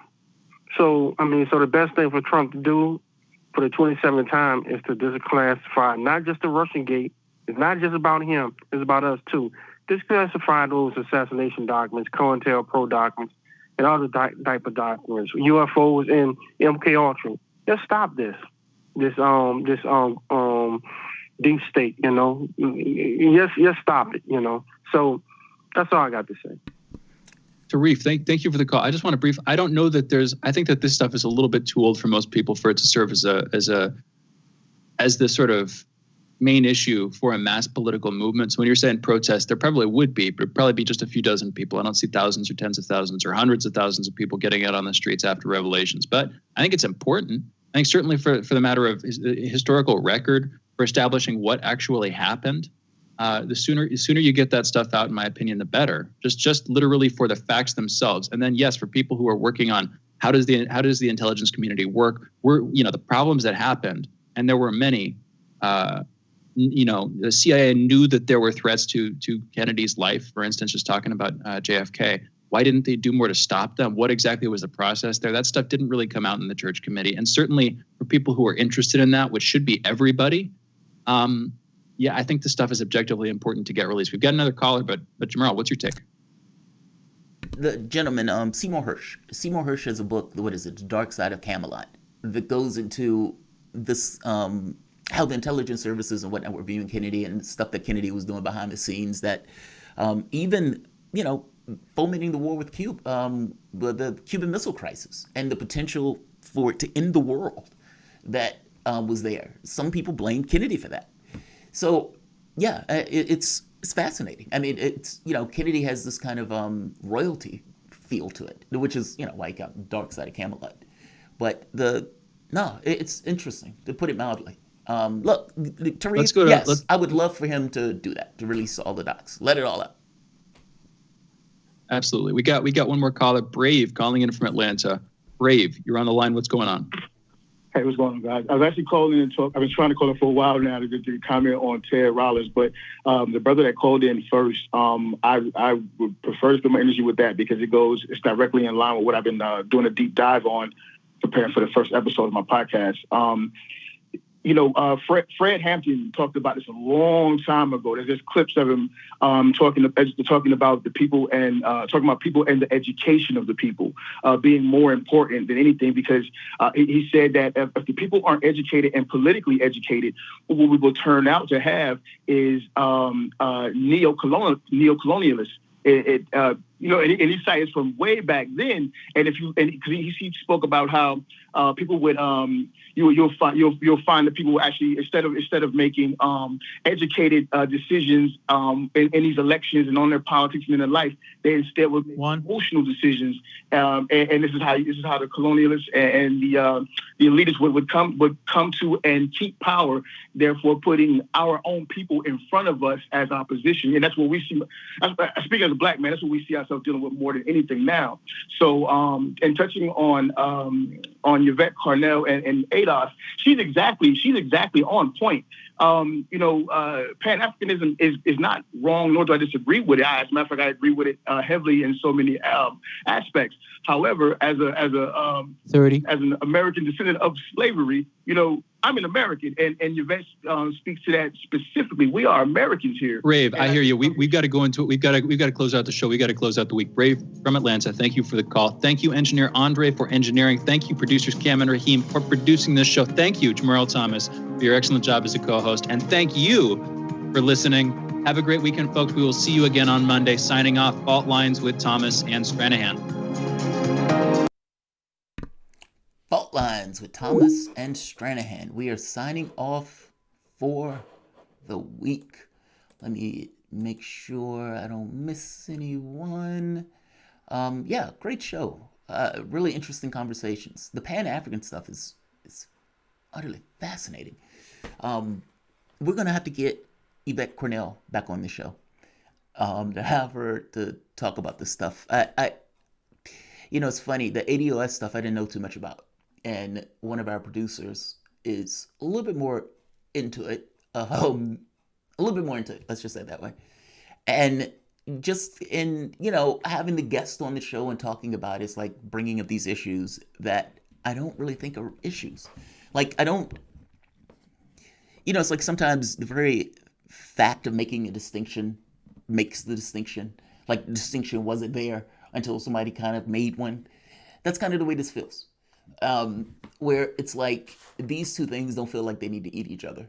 And yet, here we are.